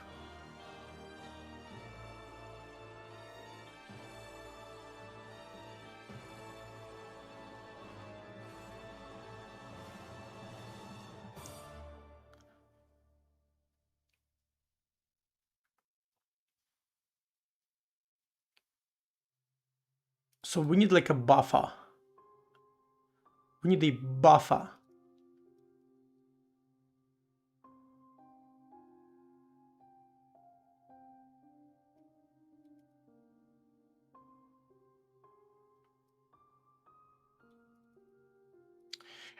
All right, so I mean that looks promising and pretty actually pretty easy. So we can create a pipe from the child subprocess. We can write into pipe, and from the parent process we can read into pipe, right, in the buffer that's size of test info, report info, and then we just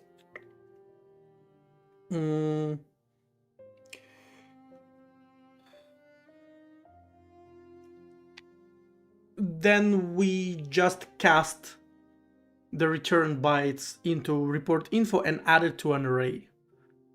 So that will work. Is there any other way to do it? The T... This just duplicates pipe content, right?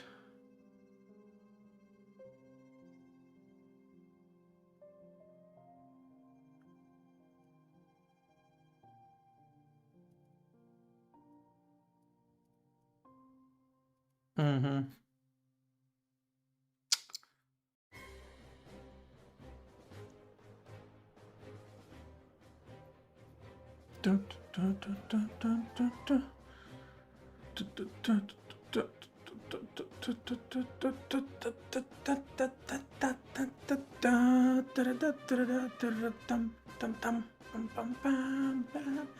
Bazaar!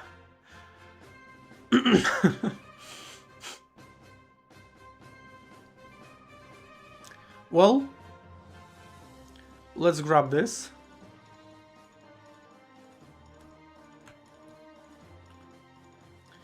And let's add that to the party.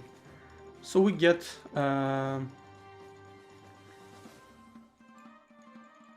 holy shit. Pipe fd, which is gonna be 2 integers, and in our case it's s32. This is cint. Then buff. Buff is gonna be... So it's gonna be a byte size of what?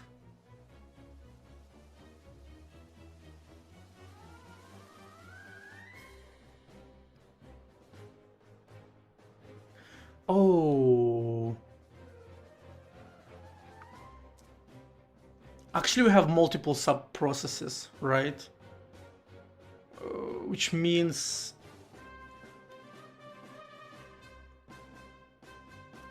Yes, we have multiple sub-processes, which means we'll maybe have to create multiple pipes.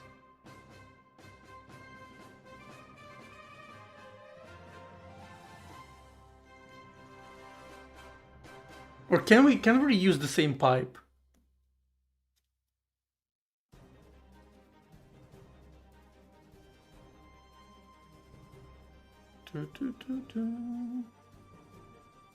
Is it like safe to do?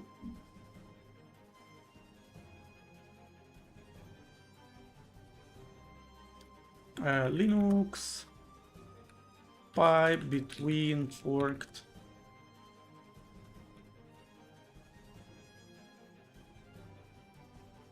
What's the two child process of the same parent?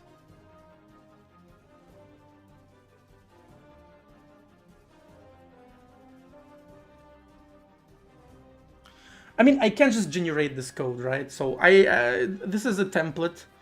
I can easily generate a pipe per process here. Like, this is conceptually not an issue.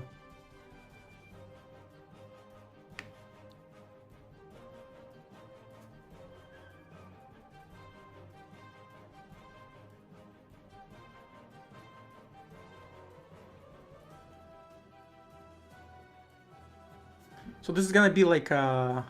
So there's like a test call.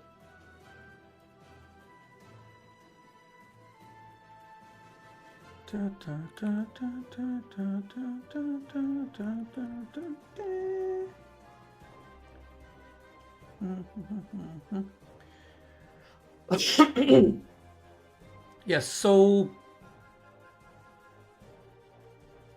Yeah, what I wanted to find actually is Linux reusing pipe for multiple child forked processes.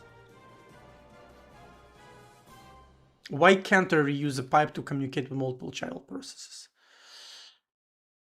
I think the problem is here you close the read end of the pipe in the parent too early, and when other fork child try to read from it, they get ebudv.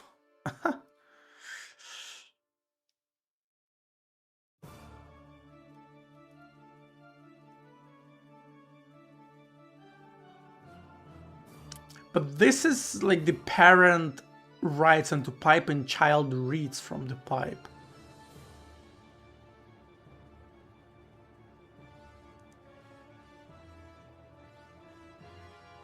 Yeah.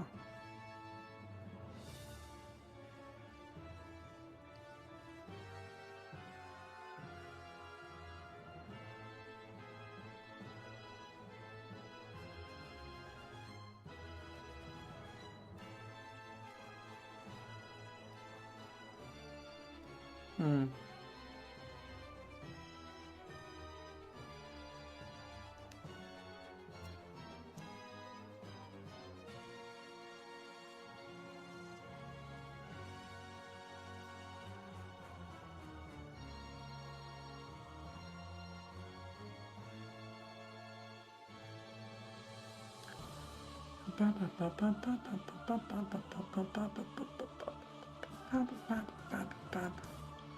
Geeks for geeks.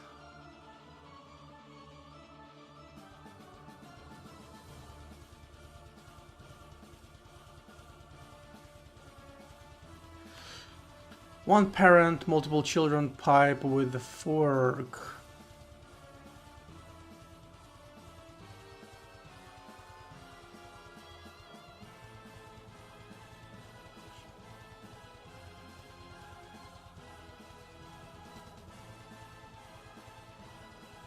Uh-huh.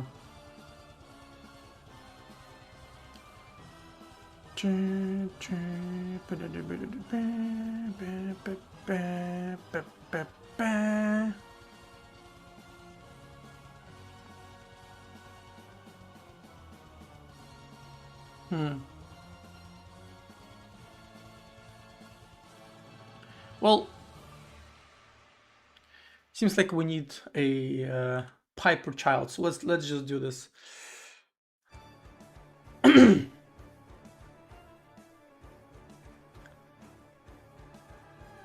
Buffer should be the size of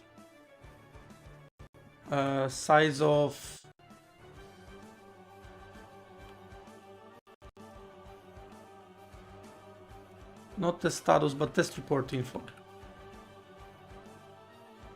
Oh fuck, this is a fucking pointer, isn't it? And this, oh my god, I will need to fucking serialize that.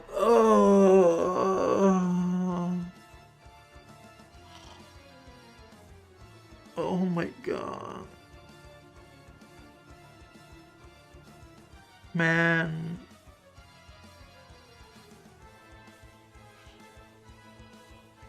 Fuck.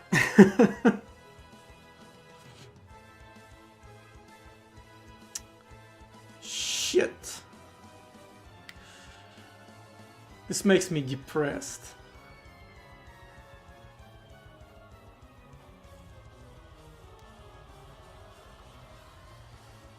Yeah, because this is not just sequential memory, right? This is a dynamic array, which is just a struct of a counter and data, and data is indirected. There's a pointer to some bytes. So if I want to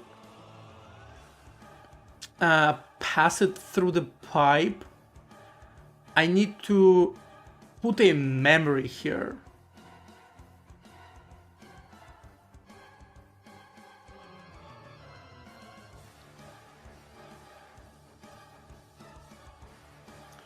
I mean, it's not that difficult to do, it's just, I just don't, and same with details, by the way. So string is also has an indirection. Mario Kart music. Not quite know it's from Hollow Knight. This is a Nightmare King Grim song.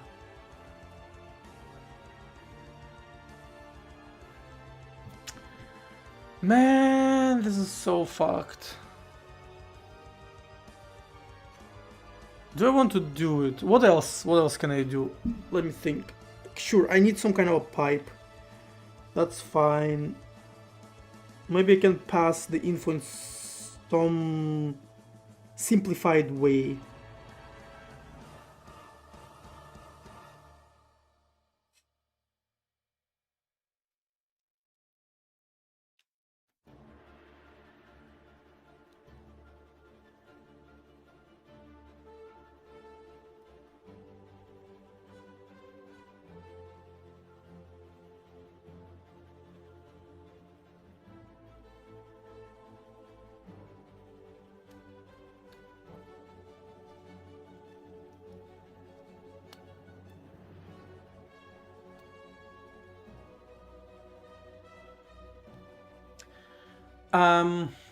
So I cannot store location and the name for starters because I have location and the name on the call side. So actually I can remove everything from here other than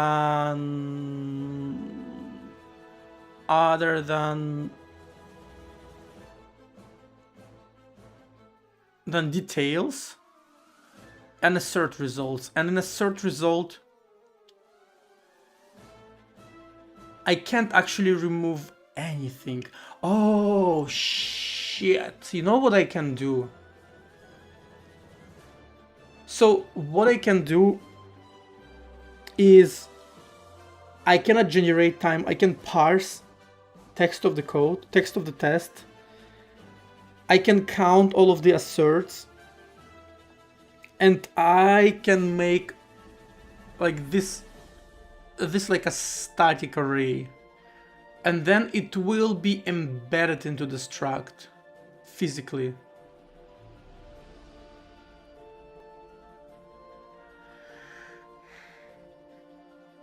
And then like test, well, then I will have to generate this type also like at compile time, which is not convenient, which is like inconvenient. It means that context on every like test will be different, will have different type,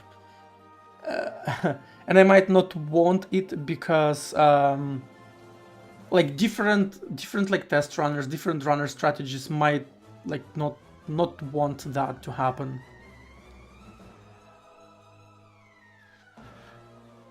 Which also means that I want to preserve this. Excuse me.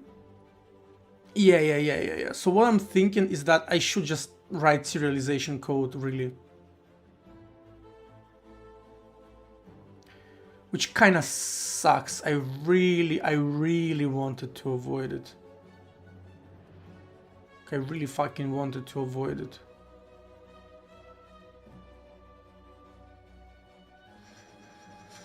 So how do you serialize it? Like, you get the report info, you allocate data for the string, then you like allocate. Well, I don't need to serialize that. This I can just get on the other side. It's whatever.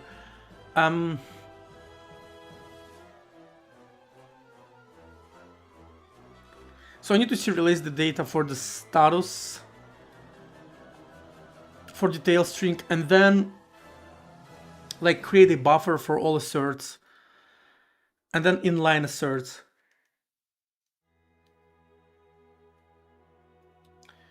Together with this. So I need to serialize all of the strings.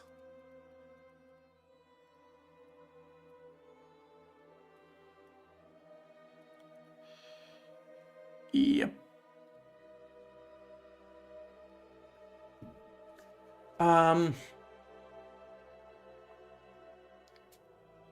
Like as an alternative, so I can either write this complicated serialization code, or I can maybe bake this crap by like a flat pool. So I can literally store this on a flat pool, and for example, store the header, this, and then store detail string and user message string kind of on its own, you know. So right after the header, I would store the data for details and then the data for user string. And then you like bump it by a power of 2 to the next border, and then write like another one of these, and then like another one of these. And then when I serialize, I can just grab like the flat pool and like put it into a pipe. This is probably more smart way to do it comparing to just go through each individual one and like serialize it if they're, you know, like kind of malloc allocated.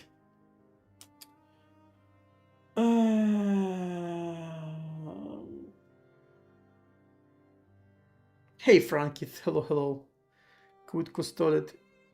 Is this like that who guards the guard, right? This is what it means, right? Yeah. So yeah, I maybe I am a bad programmer, but at least I am a little bit educated. Welcome to the stream. But yeah. We are writing a test runner and we are hitting like a wall, in a sense that we run every test in a sub-process with fork on Linux. Then we need to accumulate the test report from each individual test. And the way you accumulate them is that you send them through pipe to a parent process. And in order to set the data to a pipe, you need obviously like serialize the result in some way. And yeah. And I'm just looking at it, and it makes me depressed because I just physically like feel a big resistance against writing a serialization code, just because I wasn't prepared to come to this realization.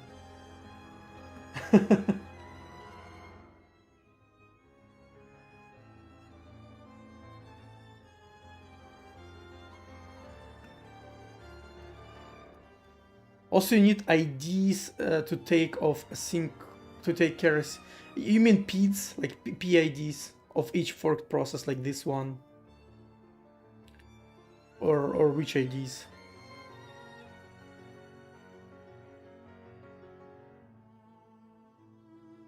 Yeah. So far, it's like very dumb code, right? It's you can take a look. This is like generated code. This is like generated compile time. So now I just you see I kind of just run this PID. So I override it each time. Then like call each test. But here, like this is a bad code. It doesn't do anything.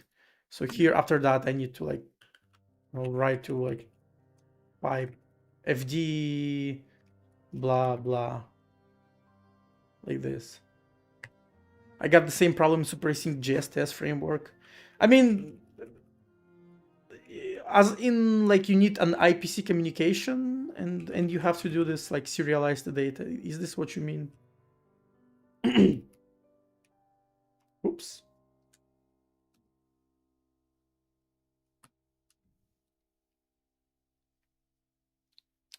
Yeah, but yeah, in like JavaScript, TypeScript, it does not have any like IPC built in. I mean, it probably has some like weird like fucking insecure npm npm package like node IPC or something like that you can just use, and it uses like pickle algorithm or something like that. Test run completely async, also even longer. Yeah. So I'm solving slightly different issue. I know what you're talking about. Like I am solving slightly different issue, but actually I recently had like to deal with testing frameworks at work where the project is also like TypeScript. And yeah, I guess tell me about it. I suffered enough. I have suffered enough. So yeah, well, I guess we serialize.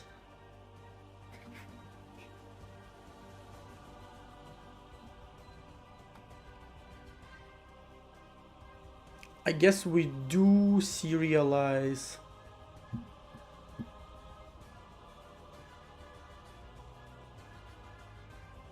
So,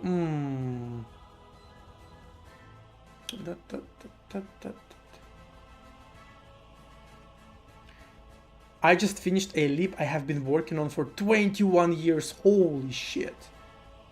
It's API. What lib is that? Like if it's not a secret.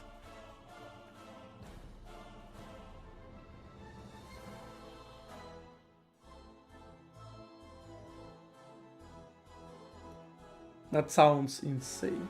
Yeah. Feel free to drop links in the chat. I don't have any like bots that will nuke you or anything like that.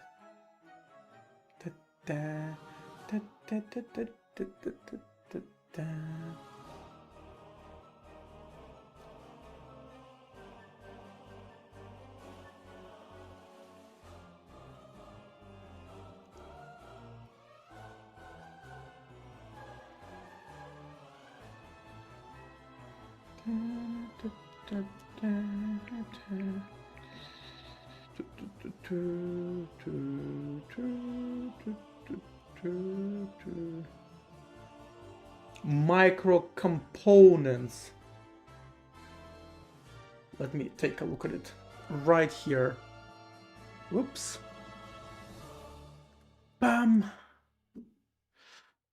Micro components. Approach to JavaScript TypeScript programming. Damn.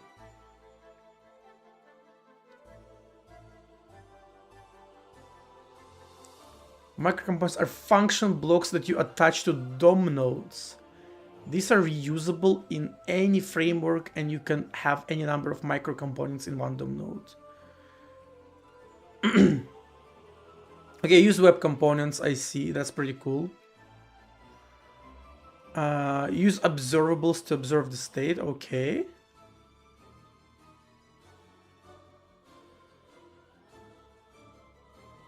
Bubbling custom events, sure. Where is the code?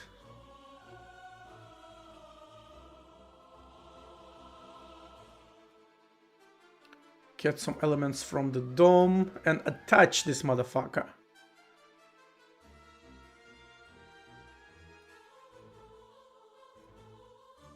I see. So it creates a property on the element.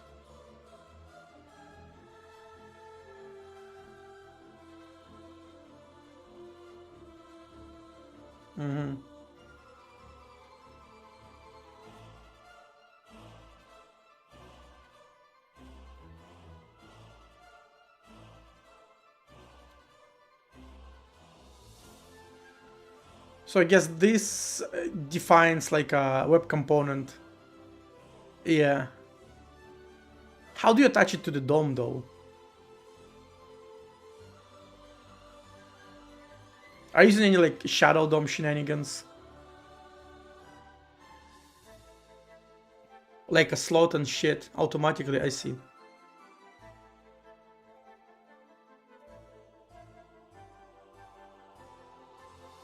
Yeah, so this is like quite explicit. So you don't use any sort of like, magic syntax. Like in Svelte, you would have this magic dollar sign or this shit. You just kind of this looks like a lightweight abstraction over.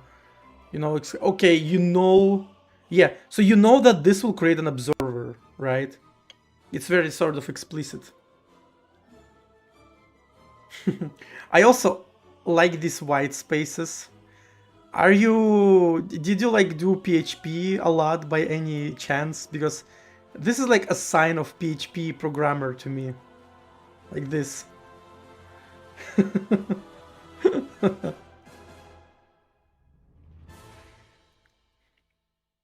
This like code style.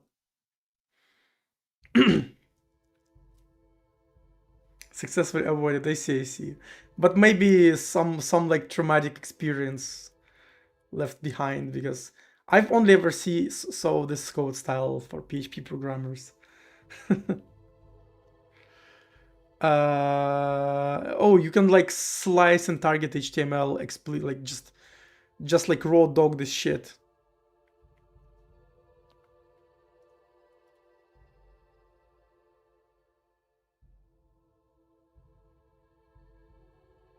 Ah, I saw the on click. This is like one click.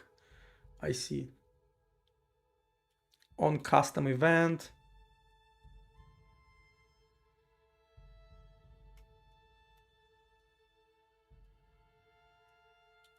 Ah, so you need to trigger. I see. Okay.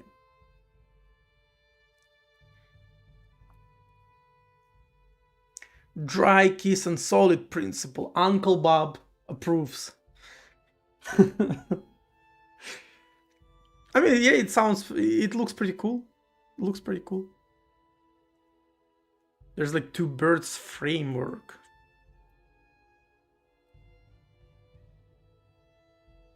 So it's like some TypeScript here.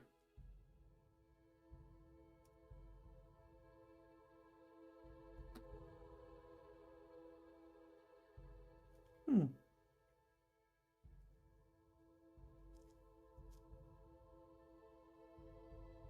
TB, what is TB? Ah, test. What is TB? Ah, two birds. The. Ah, I see. So, based, tabs for indentation. Yeah, I see. I mean, that's pretty cool. That is pretty cool. Bam, bam, bam, bam, bam. Let's dig into tests. Observables. Let's check elements. So yeah, this is kind of like an HTML element. Yeah, so this is like a literally like a wrapper, like a little wrapper around DOM.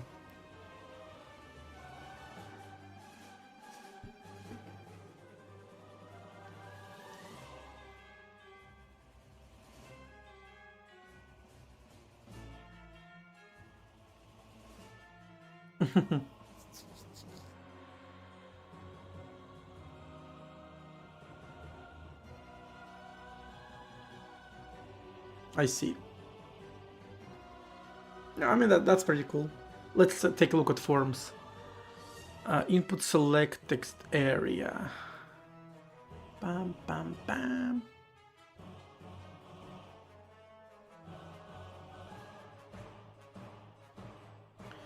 So I guess you don't really count buttons here, like a separate HTML button or whatever it is. Yeah, I see. Okay, yeah. I see what you're going for.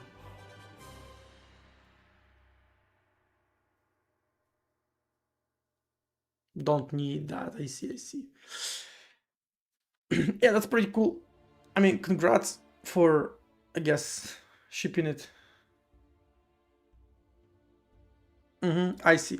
Ah, yeah. So button would be a button would not be like a part of the form. It would be like its own thing, like its own like micro component or stuff like that that you would make around button. Yeah, I see. I see. Yeah. It's pretty cool that it just uses kind of raw JavaScript without any like magical syntax, right?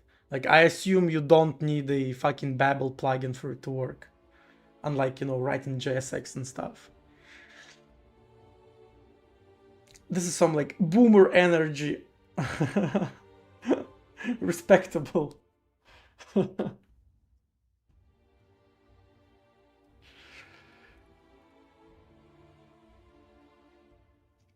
Mm. Well,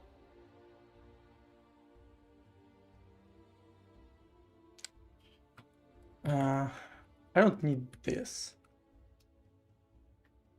Native web components that resort to plain DOM HTML elements like span. Yeah, I see. Yeah, I am so entrenched into React related development. I don't even fucking know if I'm able to write a normal like DOM code anymore.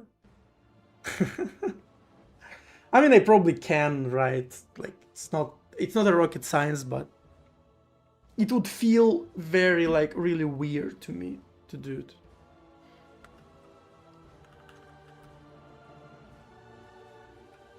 Let me remove this pipe code. Yeah, that's very respectable, right? So you probably don't want to fucking like simp for Vercel. God forbid, right?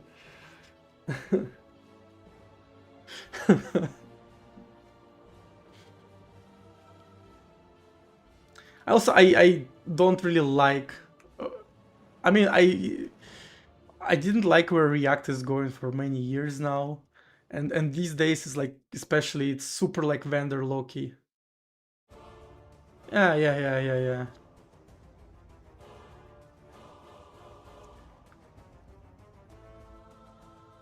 Like if I myself would like create a greenfield project, like web project right now, honestly, I would just use server-side rendering.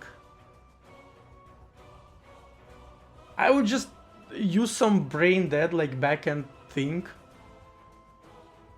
You know, maybe as much as I hate Go, I really don't like Golang. I would probably just use Golang. Because it's so like brain dead, it's like a no-brainer. Or I don't know, maybe I would take like Honor and stuff. And I would just server-side render my HTML like a fucking monkey, like an ape from 2012. Yeah, I hate web. I don't hate front-end stuff, actually. Like, I'm actually pretty okay at it. People won't cry about it. Yeah, that's a good point. Nobody will tell you, oh, you need to create abstract factory here, because there are no fucking abstract factories in this stupid-ass language. I recently learned that Golang doesn't even have thread locals. Can you imagine that? Like, it makes sense in retrospective because Go doesn't expose raw threads to you. But you can't create a thread local variable in Go in any like easy way, right? You can of course drop to inline assembly and figure something out.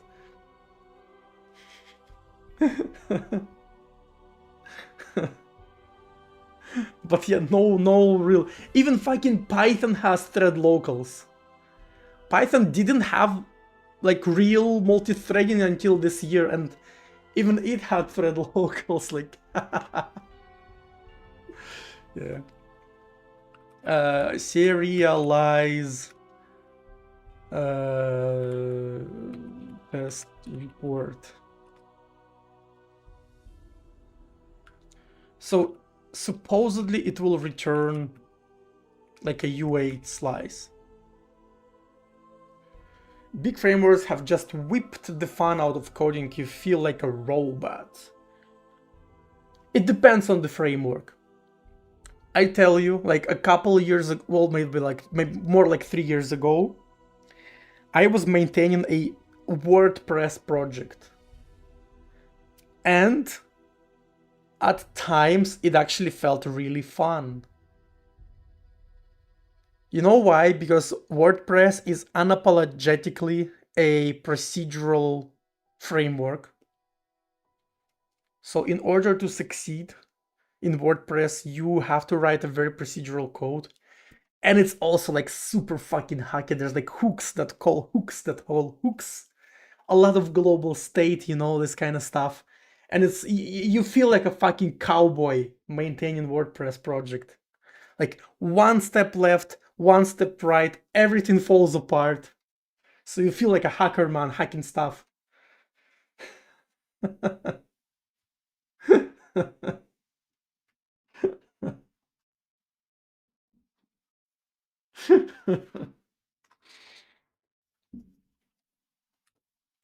uh, so it maybe should accept like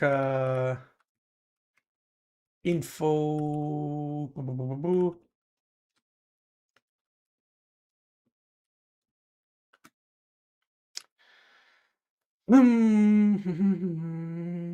Hijacking. Nah, don't worry about it. It's fine. Driving the engagement. When a lot of people type in the chat, Twitch like, oh my god, he doesn't have only lurkers, and it instantly like boosts you into the discovery, into the category discovery. That's how it works. Unfortunately. You're a fast code diver. Yeah, I mean, I skim a lot, right? I just work many years in outsource. And in years of outsource, I just kind of learn how to skim at the code. It's like, and then when you need to deep dive in a particular topic, I can do that as well. So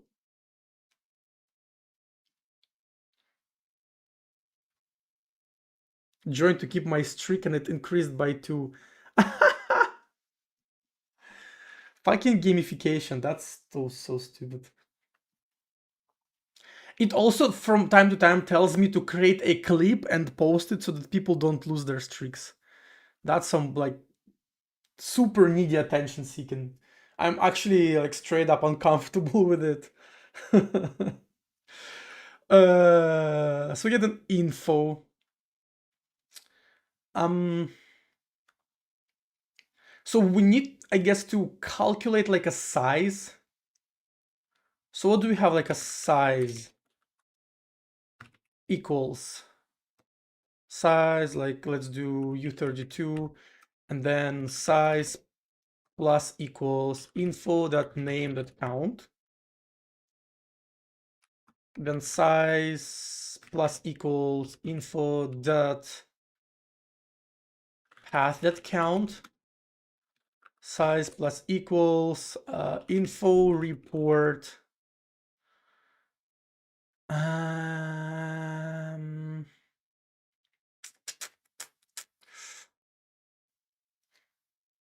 Our creator stream, yes.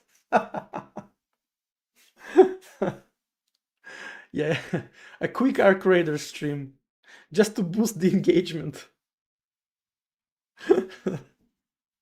Hey guys, can you drop a premium sub? I really needed to loot this guy. Report. So report will have us. So let's actually.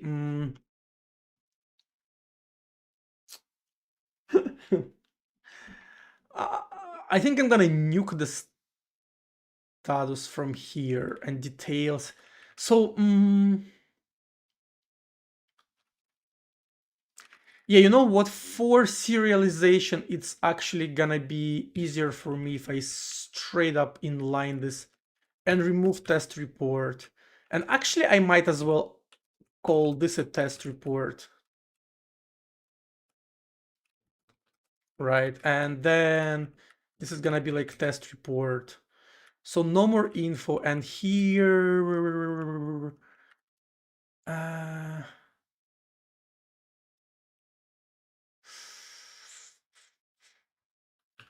like this, like this, like this.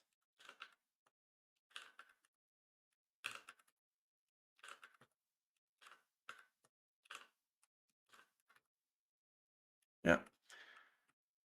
So path, name, path, no report. No report. Status details, assert results, location. So no report is gonna be plus. So status is this, right? Test status size plus equals. What else do we have?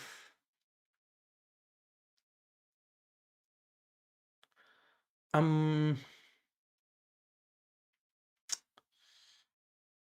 again, details, right? Info, details, count.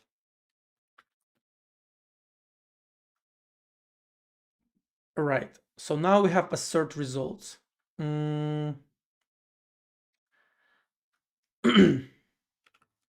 So assert results. And then at the end, size plus equals info. Let's actually call report.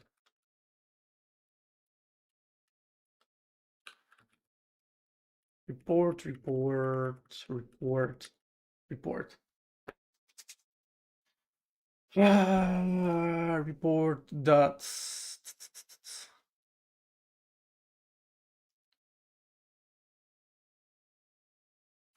I mean, it's like literally size of S32, size of, it's like S32 like times 2, right? So it's like location.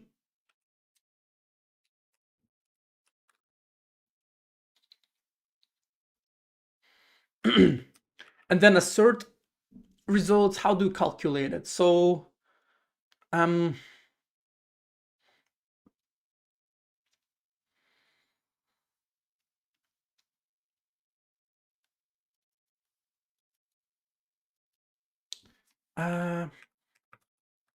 actually plus equals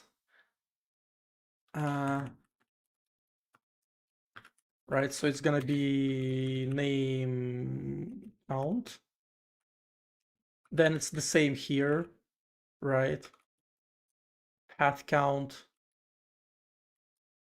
path data, sorry, name data, path count, path data, then size of test status is kind of like self-explanatory. It's just like this fucking enum.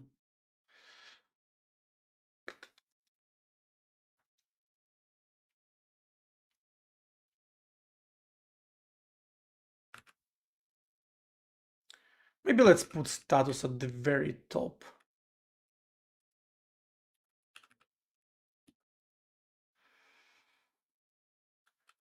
Yeah. Then we have report details. Details count is gonna be this. Then details data. And after that, assert results. Assert reports count. We're gonna do size plus equals size of S64, right? Then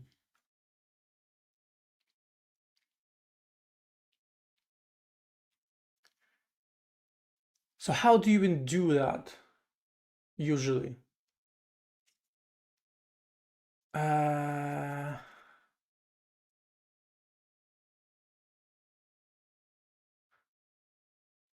So this will sort of like tell me how many assert reports I have on this test.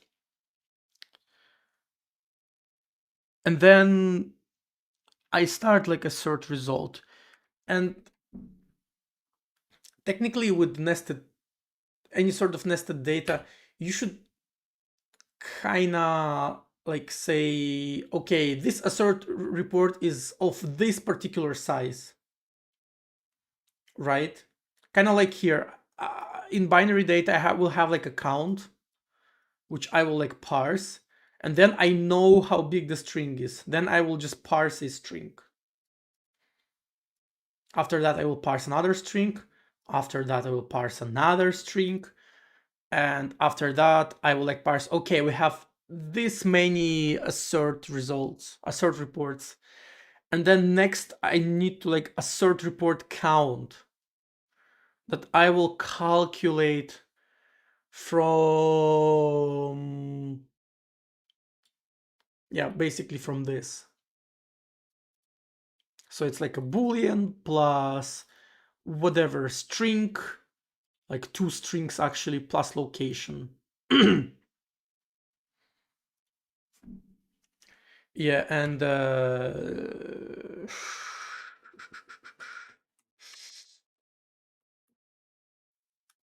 then it's like for report assert results. So size plus equals.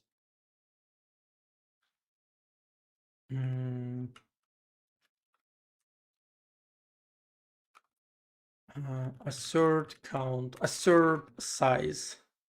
Like how many bytes this assert like is.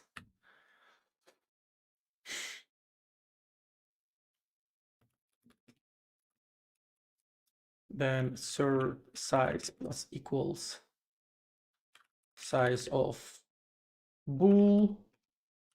Then it's gonna be size of S64, which is details count. Then it's gonna be like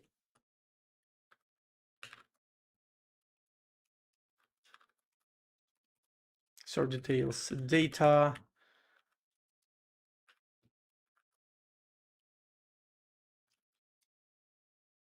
It that details that count. There you have it. After that, same shit but user message.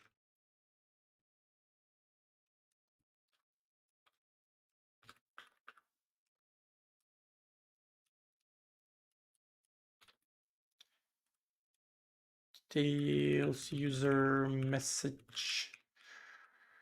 After that, we have location. Assert size plus equals size of S32 times 2. There you go.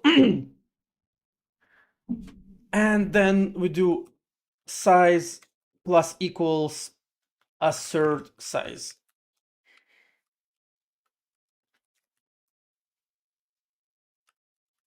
So this will give us the size of the buffer that supposedly can easily fit the test report.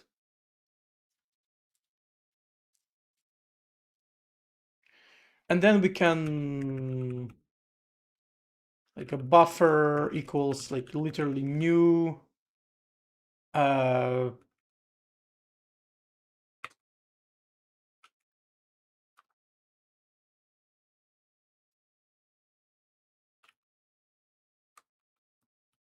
with U8.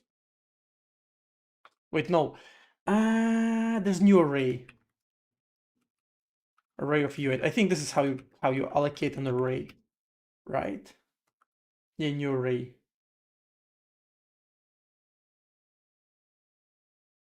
New array is size and then type. Yeah, size. Does it actually forward the line, by the way? I need to specify the alignment. Alignment, extra alignment. Extra lets us allocate extra memory so that the user can bump the pointer forward for alignment purposes. This is more versatile than requiring allocators to support wacky alignments. Wacky alignments. This doesn't mean it's the best solution. Blah blah blah. Regional memory. Why would you need a regional memory, by the way?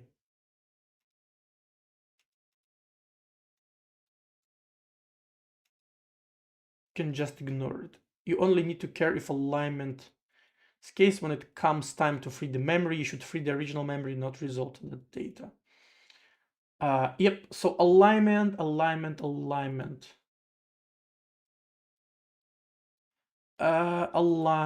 So align forward. Let me check new array usage. Does it use bits? So just like 8, for example, or how does it align?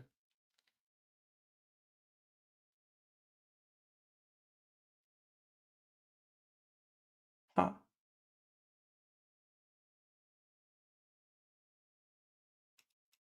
Doesn't even get called anywhere.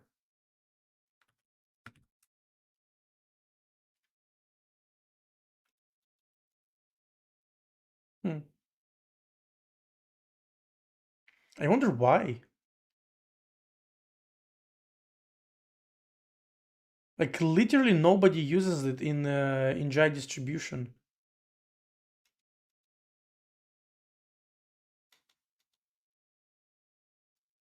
I wonder if it's because everybody use like align forward manually.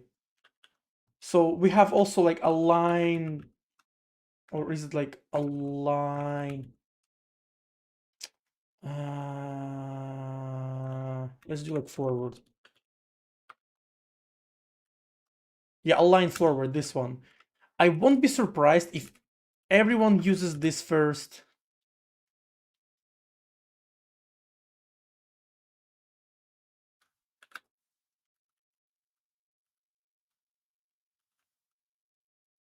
Actually, not quite.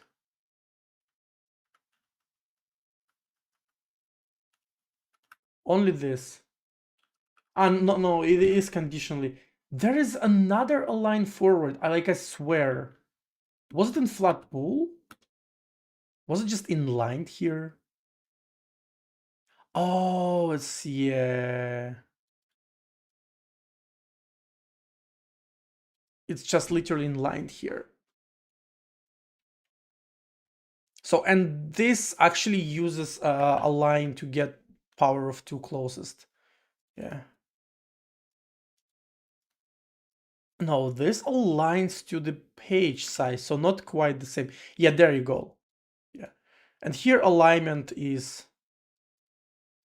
to the 8.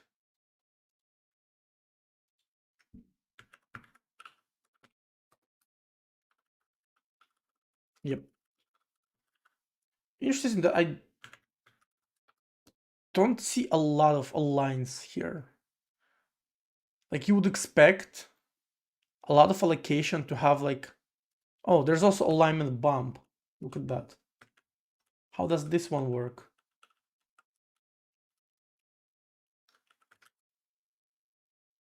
I guess more or less the same shit.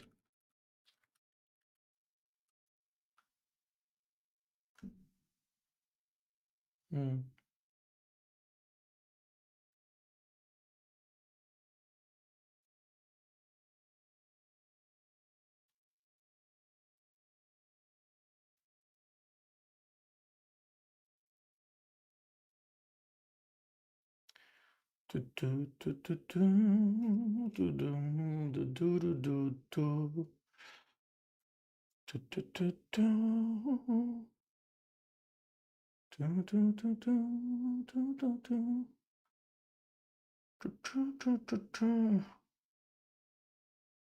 Interesting. Yeah, I would expect a lot of different alignments. Well, yeah, default allocator for sure aligns, but it uses like its own, because default allocator, it shouldn't depend really on any modules.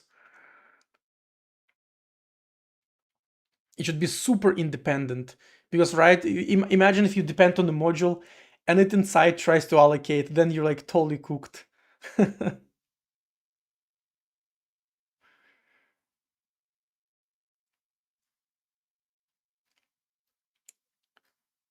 Yeah, well, I guess I'll just use alignment myself. So if I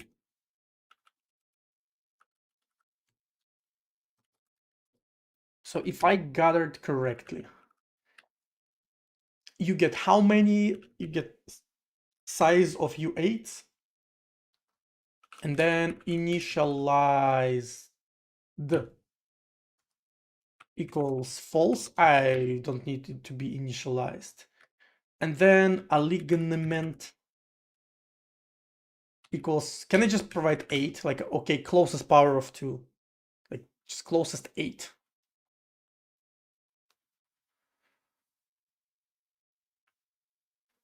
So what it does is,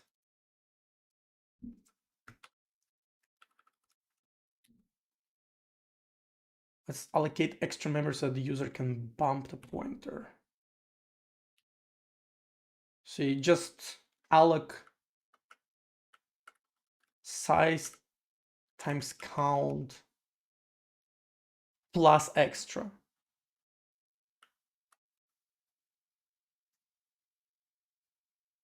Oh, so extra is in bytes.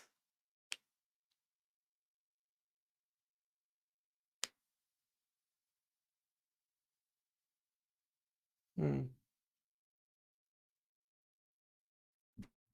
Uh, huh. Why would we need to first do this and then also, so I'm not entirely sure I understand how it works. Um,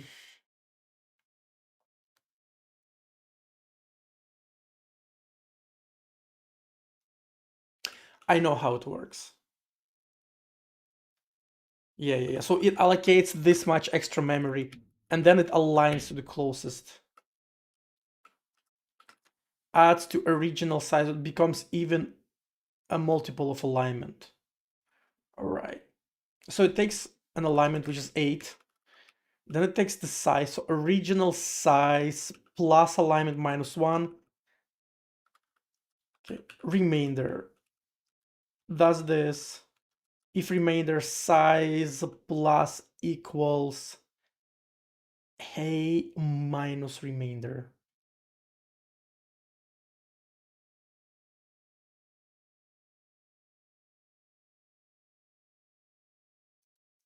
Yeah, so it gets the pointer and like does bloop. Yeah, so it bumps the pointer data. So it's like slightly further. So it still has the original count, but it starts not like from the start. Not from the original start, yeah. And that's why we need to do this. And that's why it allocates like an extra. But I'm surprised that it allocates only plus extra because usually what you would expect,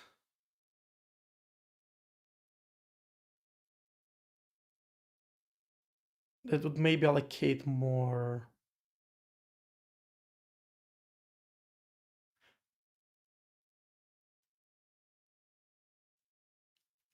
Hmm.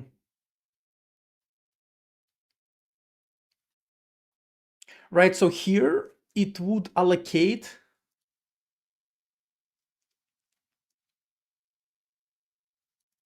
Like it would literally allocate just plus like what, 8 more bytes? That's so weird.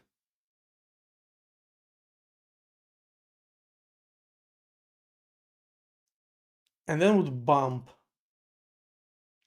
it by, you know, whatever amount of bytes to like get to the alignment.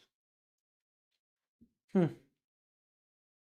So plus 8 minus 1, so plus 7. and then divided by alignment, like integer division by alignment. So I don't know, let me simulate it. I'm bad at this kind of things. Let's say this needs like, let's check. So like 4 plus 8, right? Like 4 plus 8 plus 8 plus maybe like data like 20 plus like 40, I don't know, plus like 69 for another string, plus like 3 asserts times like 8 plus, I don't know, like 20, so 30, 60 plus like 30, I don't know, 6 and plus 8 for this. Let's see, we have like 300 bytes for test report. 300 bytes. And we said, I want 300 bytes. I pass it here. And I said, align it to 8. Right, so n equals like 300. A equals like 8. Wait, what? Yes, we have A, we have N, and we have A. Then I pass it here. And it tells the allocator to allocate 308 bytes, right? Then it passes the alignment here plus the original size. Yeah, all of that. Yeah, memory. And what does it do? So we have original memory, which is like an address. Let's say it's like, what is an alignment? Cast to S64. Yeah, so it's like an address. Yeah, void pointer, cast to S64 alignment. So it's something like 308. Let's do it like that. We passed that, so like 776, this is gonna be like an address. And the end, right, like plus 308 would be, this is like the end. Right, A equals, and then we pass this number to an alignment, 776. What does it do? So plus 8 minus 1, this is the, and then you divide it, so it's like an integer divide by 8. It's like 97. And then you take this entire thing and you times it by 8. And now it's like back here. It is back here. So I guess in my case, it was accidentally aligned already.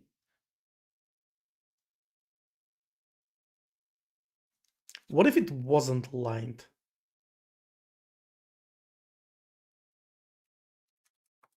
What if it was like here?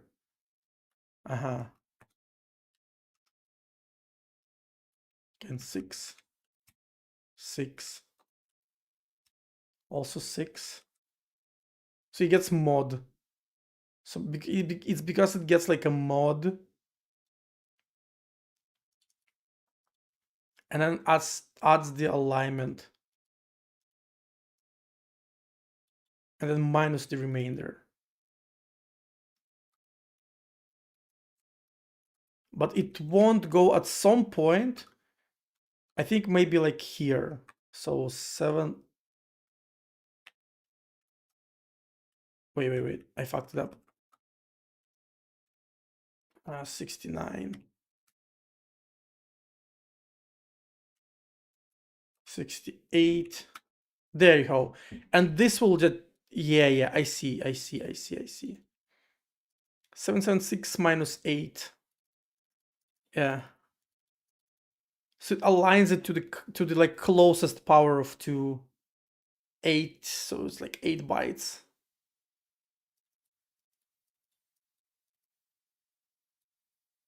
Is it?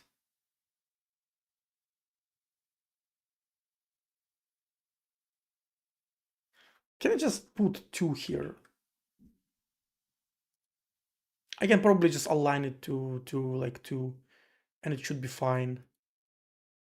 And I wonder why align doesn't quite do the same thing in Flatpool. I guess here it does the page size.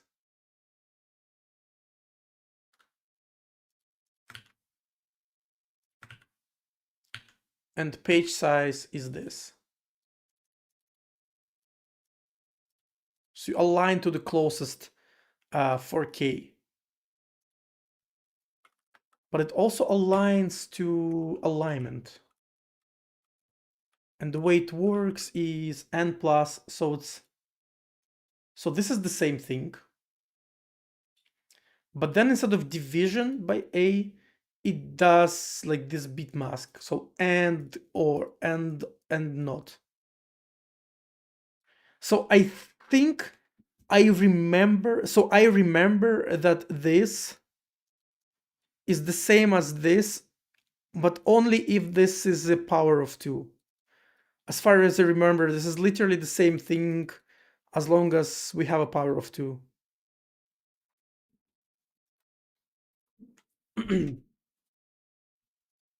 So yeah,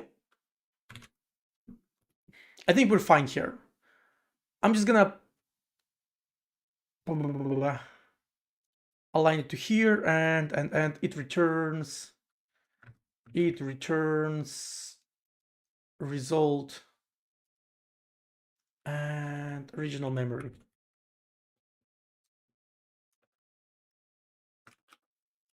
And then here we just at the end we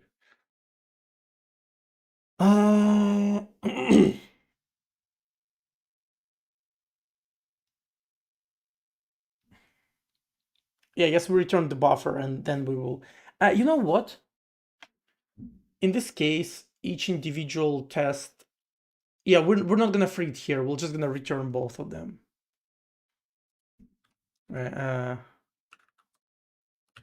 Like memory base, something like that.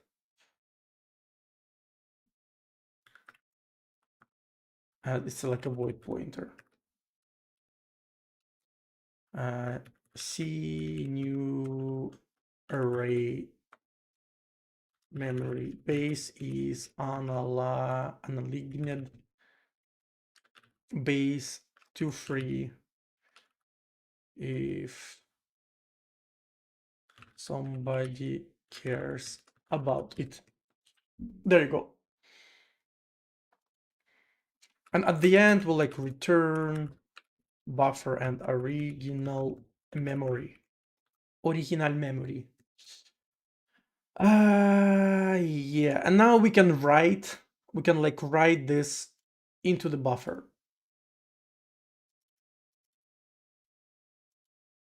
Yeah.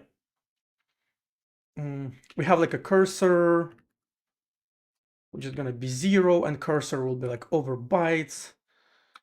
And while what?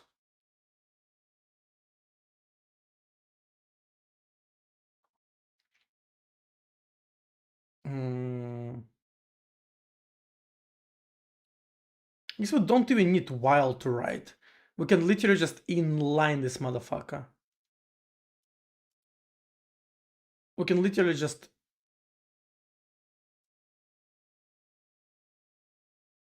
Yeah.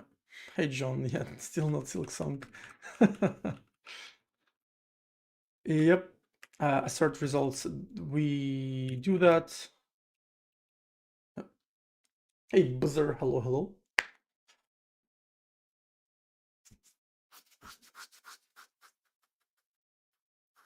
Game's pretty good. Arc Raider is good. Yeah, I've heard good things about Arc Raiders. I have like a pal who plays it pretty religiously. It kind of looks nice. But I mean, first, online shooters is not really my thing, and second, I don't really have like friends who I would play Arc Raiders with. Simply because all of my like IRL friends, they're not like that big into like modern online gaming, because we're a bunch of old boomers. And the last online game we played was like fucking Jedi Academy or like Warcraft 3, I don't know.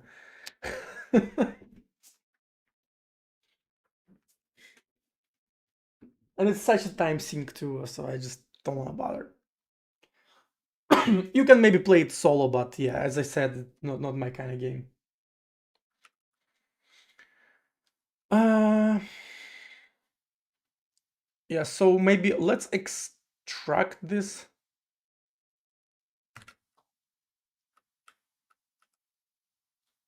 We'll just say like let's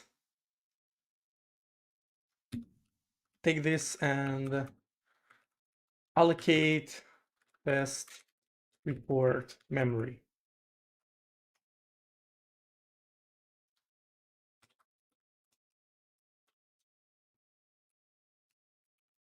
And it's same like U8.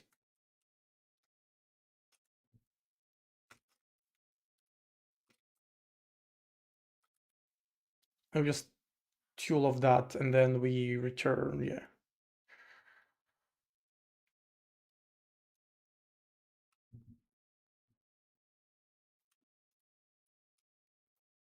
Just so we hide all of this.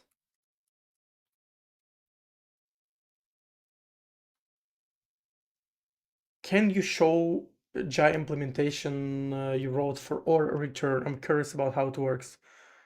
Um, yeah, I can. So there is an old version of this on GitHub.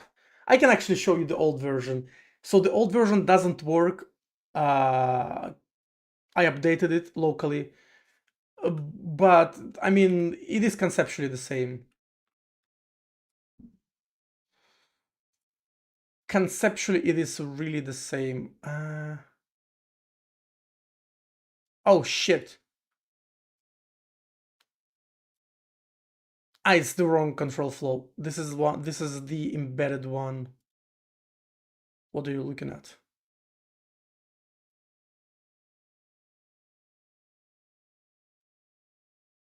Oh, how I not? Huh.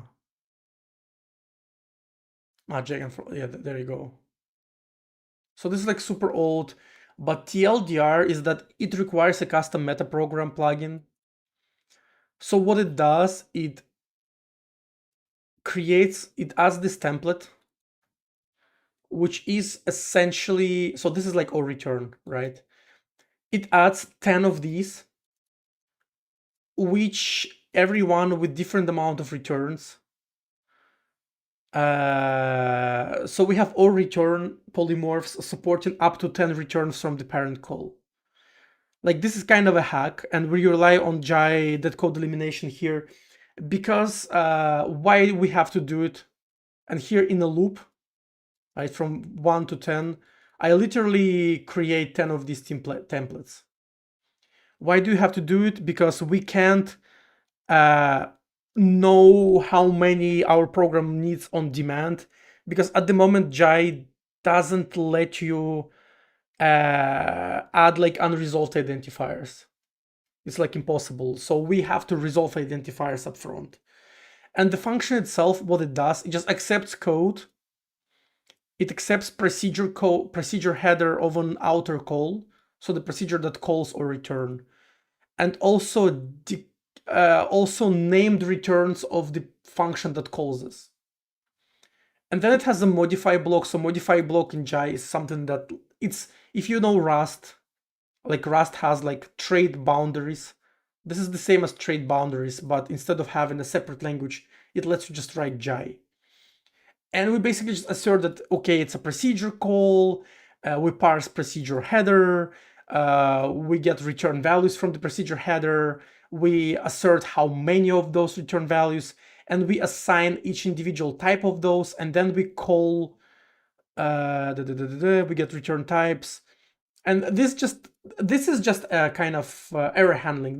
This is to make sure that the user didn't call or return with the wrong shit. Then here we paste a code,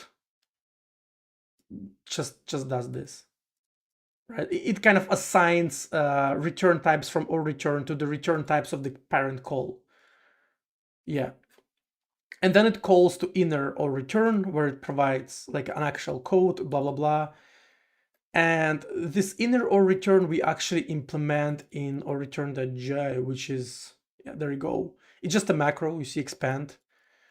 And it accepts all of the stuff I enumerated. By the way, yeah, before we go further, this stuff, it gets inserted by the meta program, right? So as our compiler type checks the code, we get each individual procedure call. Where is it? Declared name returns, declare blah, blah, blah.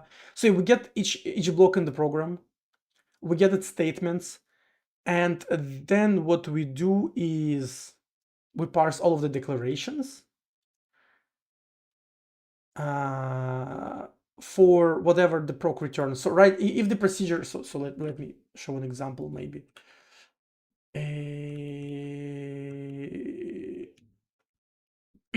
Right, so if for example we call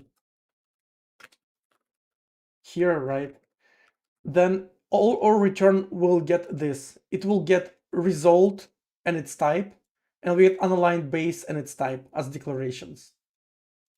And then the macro would in fail condition insert like return, like result, and then unaligned base.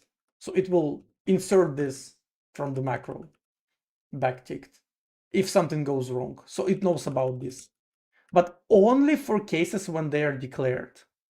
I'll show you that next. And then what it does, it checks the procedure calls, it makes sure that the procedure call is or return. After that, it creates the call arguments, and it fills those with identifiers that I just mentioned. It just fills those with shit and adds it to the call.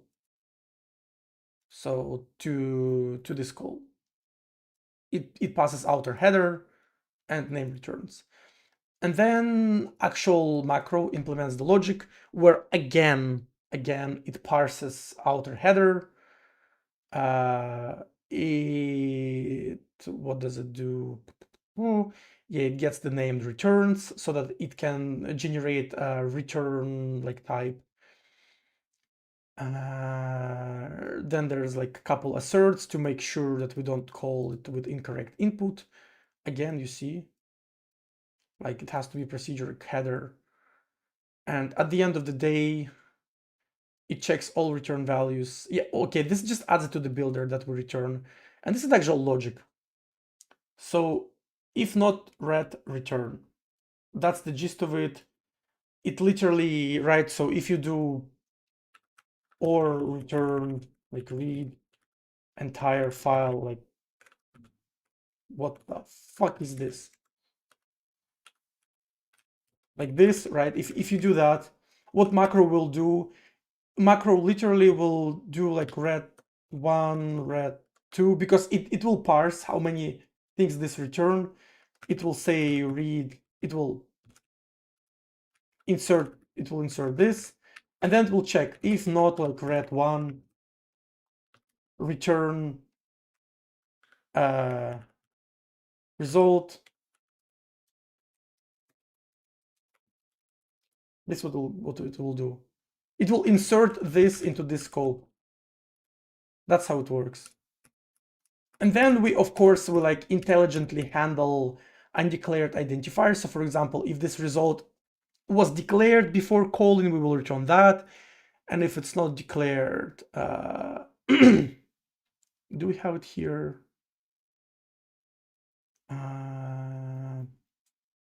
Default type as string.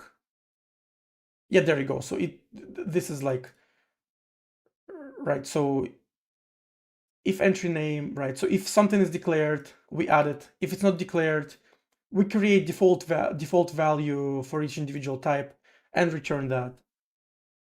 Yeah, so you see for integer is 0, for bool false, for float, for pointer, for procedure, right? Void we can't really do anything about, and then struct array enum, type and code. And I remember I added something else here. But yeah, that's about it. That's really all there is to it. Well, it's kind of hefty, right?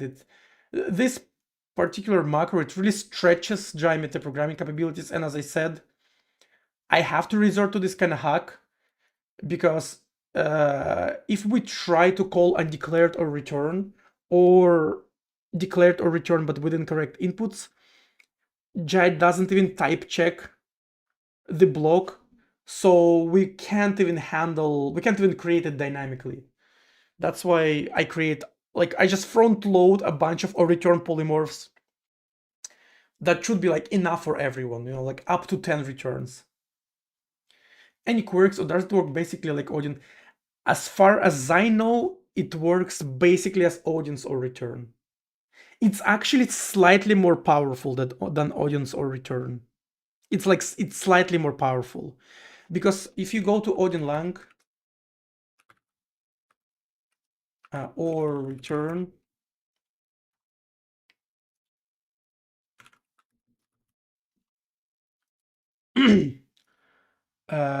will require, yeah, so if the procedure only has one return, it will do simple return. If the procedure has multiple return values, or return will require that all parameters be named, right? So or return requires all parameters be named. So yeah, so Odin kind of requires you to name your parameters if you want to call or return. In my implementation, I removed that restriction. I don't require that.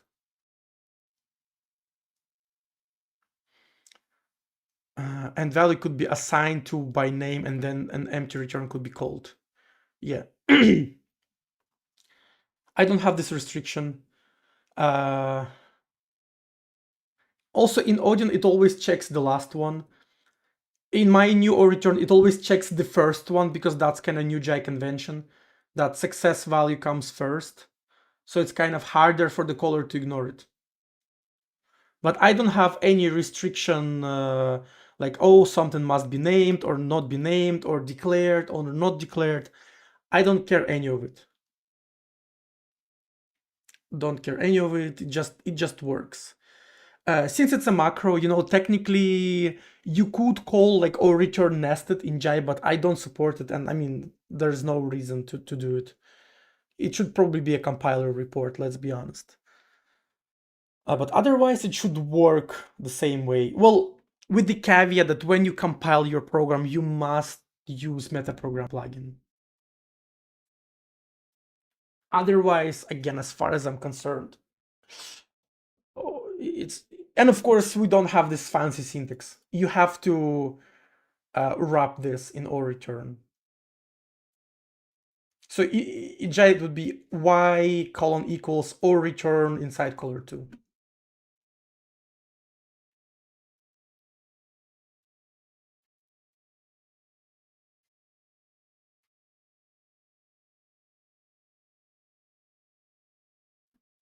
Yeah.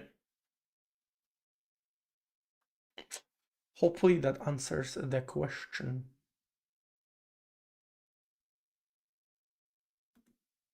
And the why it works like that in Odin, I'm pretty sure this is just like an executive decision.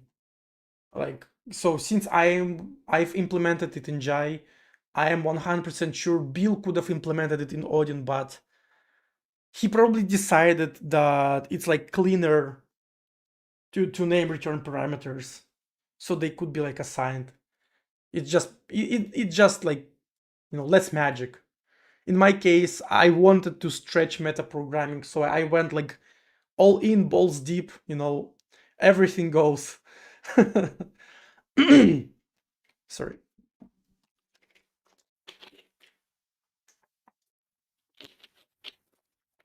Yeah. Uh, buffer original memory.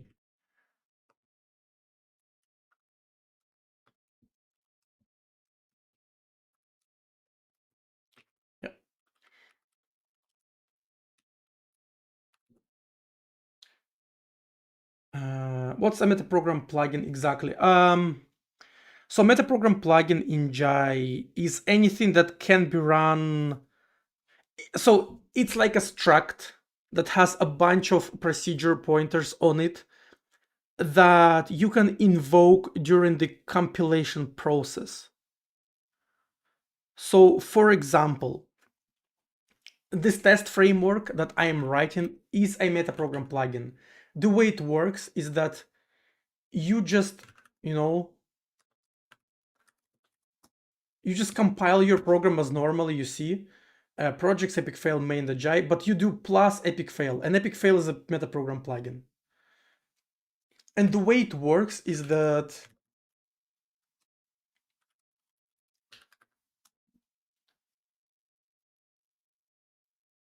it is a struct. You call get plugin. You create the struct, and it has well, in my case, it's very simple, right? Because all I need to know is to build string of the file.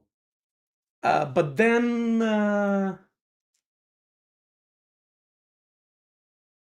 add source, yeah.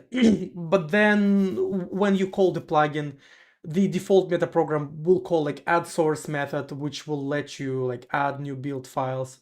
It will call like finish, in which I compiler begin intercept and just do the same thing.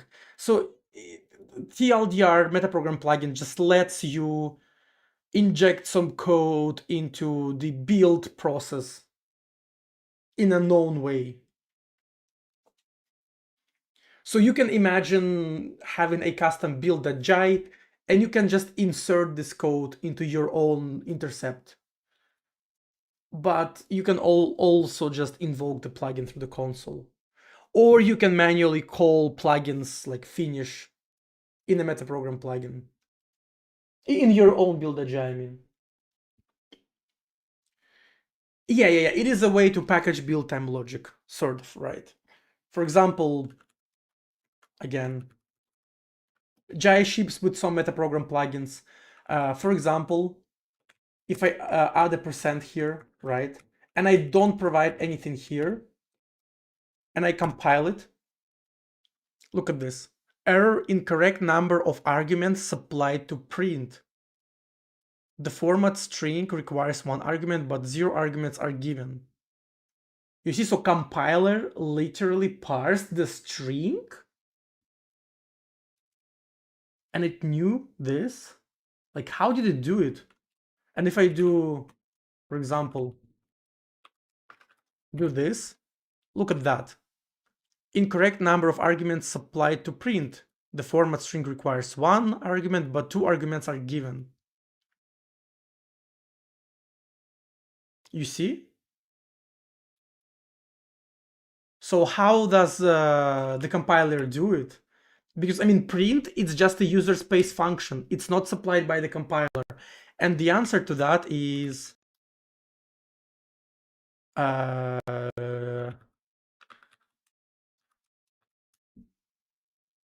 answer to that is print like note on print procedure.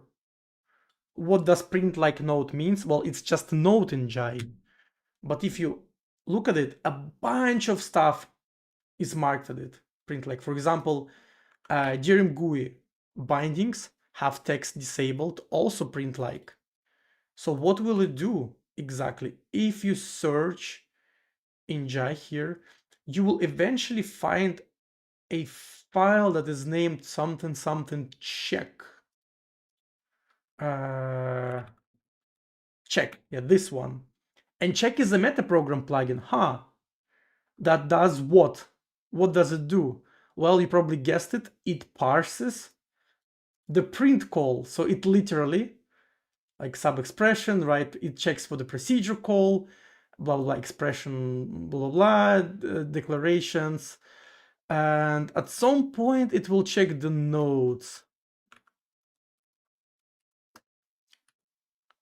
yeah, it checks the nodes, you see, if it's print like or scan like, and then here it will add the arguments. So it will check the arguments that you pass, it will add them, and after that it will check them against the format string and if it's correctly. So it's literally a metaprogram plugin that gets injected into your compilation.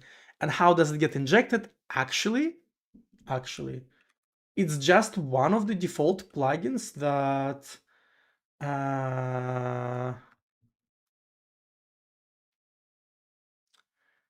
where's the default metaprogram? Default metaprogram. Yeah. So here, like, do check, and if do check, it literally like adds check to the default plugins that get executed. So every time you compile your program by default, it will silently insert this in the default metaprogram. And you can, of course, override it. You can say like no check. And if I say no check, then this like will not do shit. Right? So let me demonstrate it. If I do this, and technically if I compile,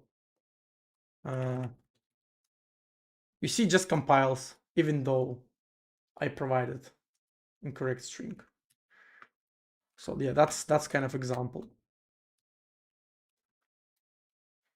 of a built-in of a built-in metaprogram plugin that always gets executed by default. And so in my case,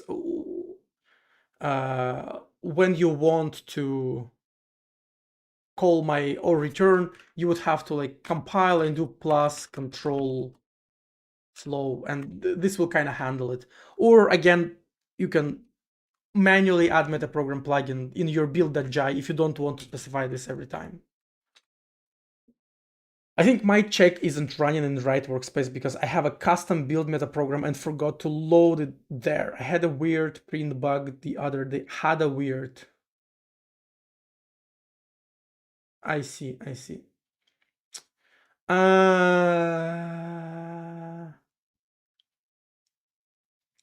So check usually gets executed into a target metaprogram, right?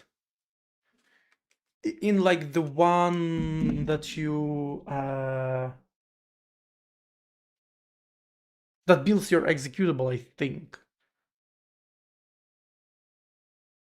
So maybe if you have like multiple of them, maybe you get cooked. Let me check.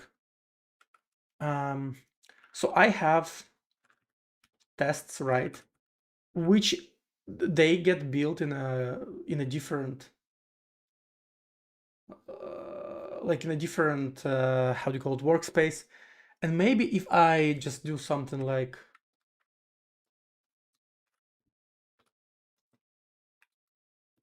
this,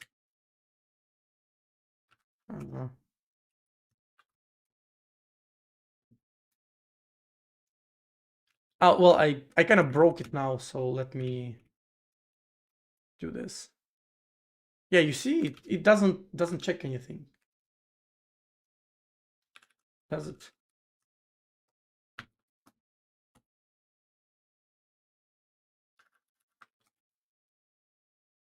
Right, what?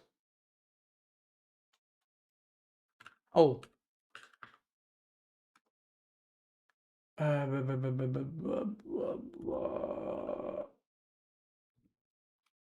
need to remove this.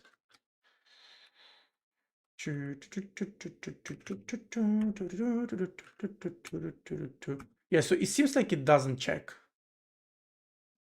Did he not hardcode the check-in because people might want to turn off?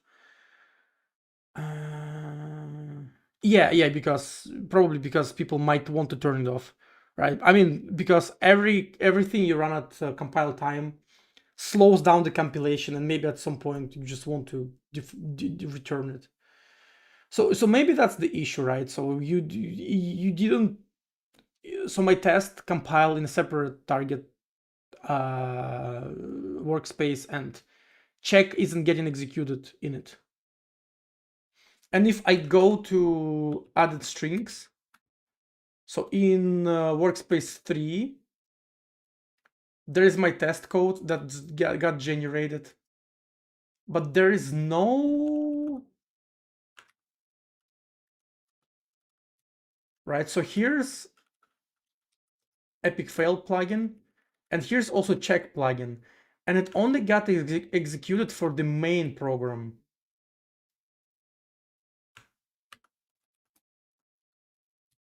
Right, and what's that? This is my main runner. This is, yeah, separate main to run. Yeah, and this is like old one, old things to run each individual test into its own executable. Yeah, annoying. Yeah, I agree. So for example, same shit goes for like auto run, right? So here, for example, if I compile plus auto run, it will work. Right, nothing here, nothing here. But if I have custom build that Jai, then auto run won't work.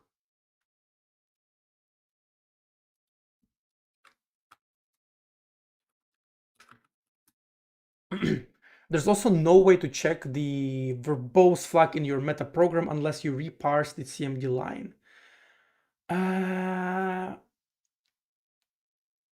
You mean you have to like do get compile time command line, right? Compile time. Yeah, so it doesn't get put here.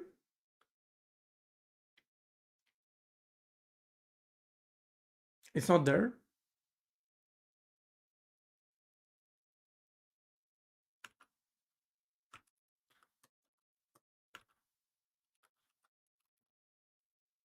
Uh, verbose. So this is not there, right?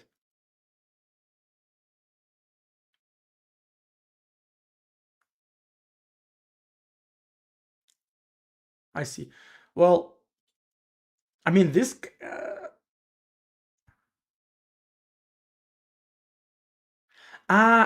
It's like it's not like commonly propagated, right?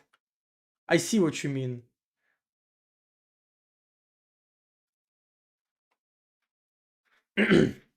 I see what you mean. Yeah.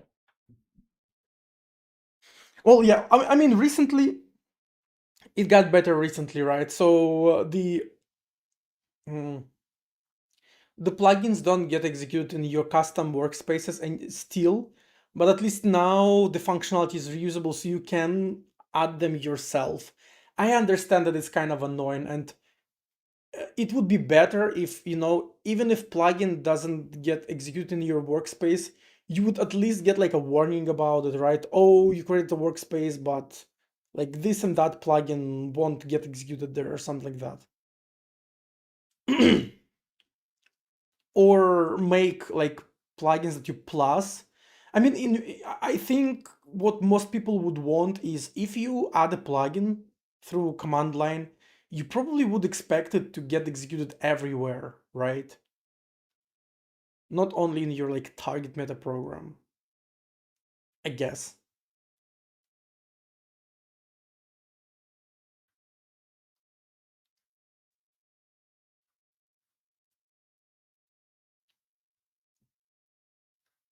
Level of inheritance somehow our default meta program functionally still works on everything unless you explicitly disable. Yeah, maybe, yeah. But it's like, how would it do it? It's like because default meta program runs your meta program, and the only way for you to inherit things is if it somehow like injects the code in your own meta program. You know what I mean?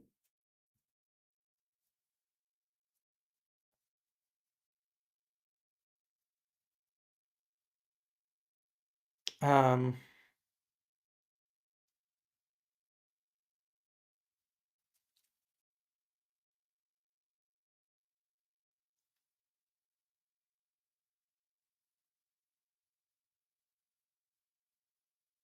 yeah. The workspaces are inherently parallel. They run independently of each other. This is true.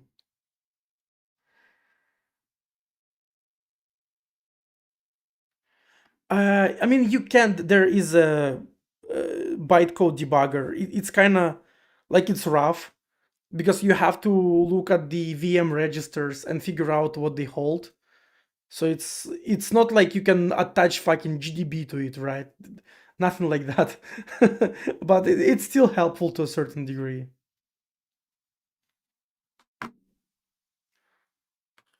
It's not as good as just debugging native code, of course.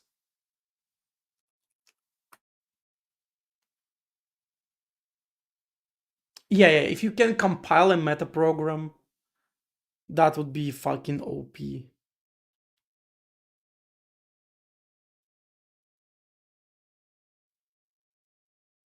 You can generate code from main program, or do you have to do it with meta program? If you can do it in either, I mean, you can do both. It's just meta program, so compile time. It has access to your entire program. In your main program, you can like generate code in macros, but they don't have like access to your entire code base. They only have access to like the surrounding scope. For example, in macro, you can insert code, but you can only inspect like up to the parent call. And not even the parent call, you can only expect up to like the caller, like the caller code. So who calls your macro? Not even the procedure, but the code like around it. So yeah, you can add some code in line, but if you want some just like fuck around with AST, like generally speaking, or for example, in my case, like or return when I need to go potentially multiple levels up and get like outer return params and pass them, I have to use metaprogram because it just has more context. It is allowed to look at more things. For example, if macros were able to escape their containment multiple levels up, then metaprograms would be way less useful than they are. I mean, they would still be useful for other things, like reading function nodes, just like reading nodes and maybe intercepting imports and stuff like that. But yeah, macro, it can't even look at the parent block. It can do like if you do foo like bar and bar is a macro, it can look at this procedure call, and I think that's it.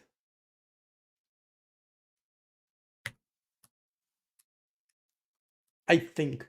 You can put metaprogram anywhere though, so you could just call compiler. You can, yes, but it is still metaprogram, right? You know what I mean? So you don't have to have a file called build.jai, but it's still a metaprogram.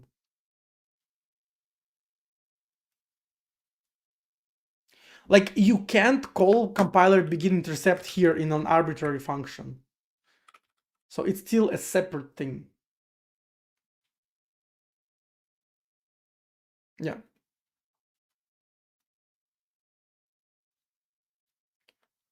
Yeah. So you kind of you use both for different scenarios. That's the answer to your question. Yeah, you could do it in a run. Yes. Yeah. And so yeah, yeah. But regardless, this code would run at compile time, right? And if you generate new code and insert it, this code will get parsed, then type checked, and will go back through your meta program. That's why in a meta program you would see if you modify procedure bodies, you would want to check if procedure body is already modified, because then you can enter in an infinite loop of modifying procedure body, because you modify the body, modified body gets resubmitted back to the type checking, and it gets back into your meta program. So you need to be re-entrant. But on the bright side, in this case, all of the code you insert, no matter if you created it, like for example, I do here, right? So I can create binary operator. If you do it like this, or you just insert it as a string, it will all be like type safe and type checked and stuff like that. Yeah. Yeah. I guess I'm gonna probably call it here. I will implement an actual serial. So here I just calculate size that I need to serialize my reports, and I will serialize them probably off stream myself. It's like a boring code. And then I will pipe them back to the test runner so it can collect the reports properly without parsing std out like a fucking ape. Yeah, this was kind of like an annoying session because at the start we were dropping frames like crazy and stream almost died. Uh, and now stream is alive, but I just was struggling with fork. Does John have any plans to support closures? I don't know. I still don't know if he actually wants to add them.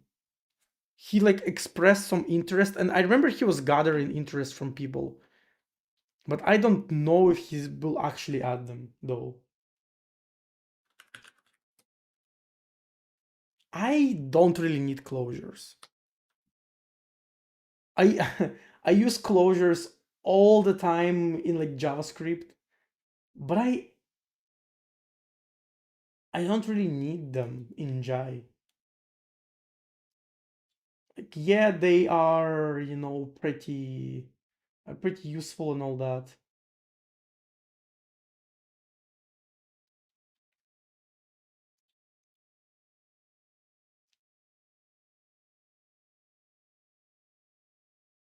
What closures is?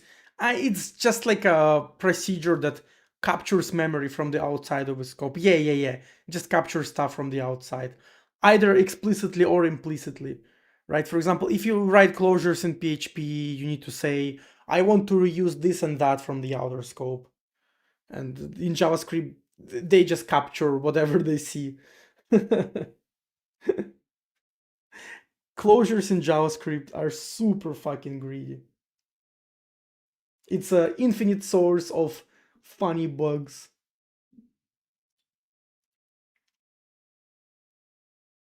I like straightforward code that I can understand, so I don't mind just passing stuff as args. Yeah, yeah, yeah. Yeah, same for me, same for me. But I mean, if he adds a way to capture with like explicit, right? So for example, you would do like foo, and then you would just do something like use like cursor and buffer, something like this. So it will capture the cursor and the buffer, right? But then also you have this issue. What if you pass this foo around somewhere and then this procedure exits? Does it copy it? What if it's like so this is a pointer, like a void pointer. What if it's on a stack, right? It's you need to solve all these issues. You know what I mean? And then you need to free those at some point. So yeah.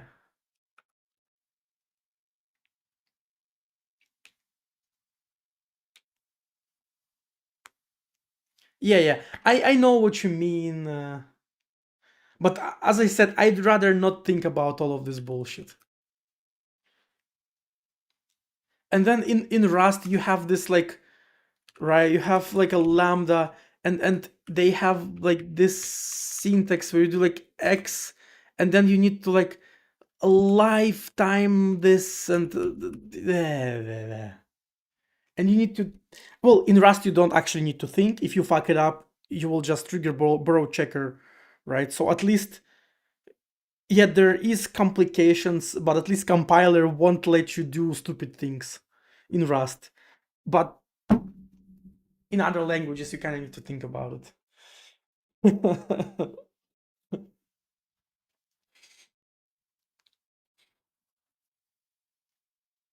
Generic element that was so abstract you couldn't even understand.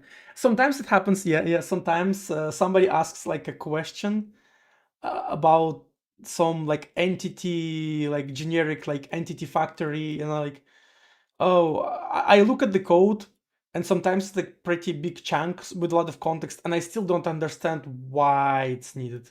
I usually think that's, oh, because I don't really have a context about game industry because I've never professionally worked at games, then I just know. I just don't know the use case. But maybe it's not just me, right? I assume you have a pretty like you have a lot of experience in this case. So if you don't get those, then I feel a little bit better about myself. Yeah. Who are we gonna read? Do we gonna like? Are we reading anyone like at all tonight? I'm kind of super tired. Um,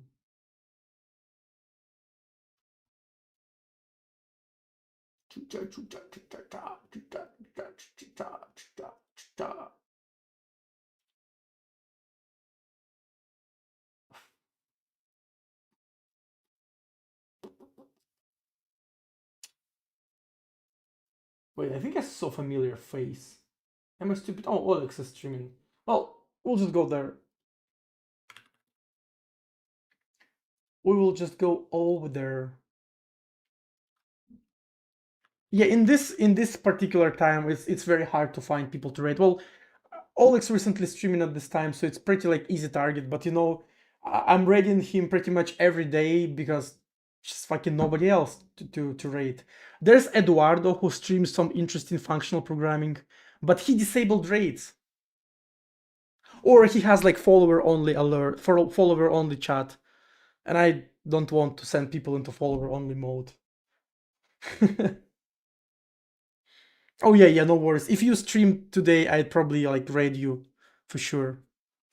But yeah, we'll go visit Olex again, just like yesterday. Please, like more people stream at degen European times. So yeah, if you're watching on YouTube, uh, feel free to jump into Twitch chat for the raid. And yeah, I want to stream tomorrow. I don't know if I will. Hopefully, yes. If I do, I will probably work. I will go back to work on Hitboxer because this is like a rat hole that I probably will do off stream because it's pretty fucking annoying. So we're not gonna see my test runner in production for a little more. But yeah, thanks everyone for watching. Appreciate the company. Today was a scuffed stream because of technical issues, but we will prevail. Bye everyone. Have a good night.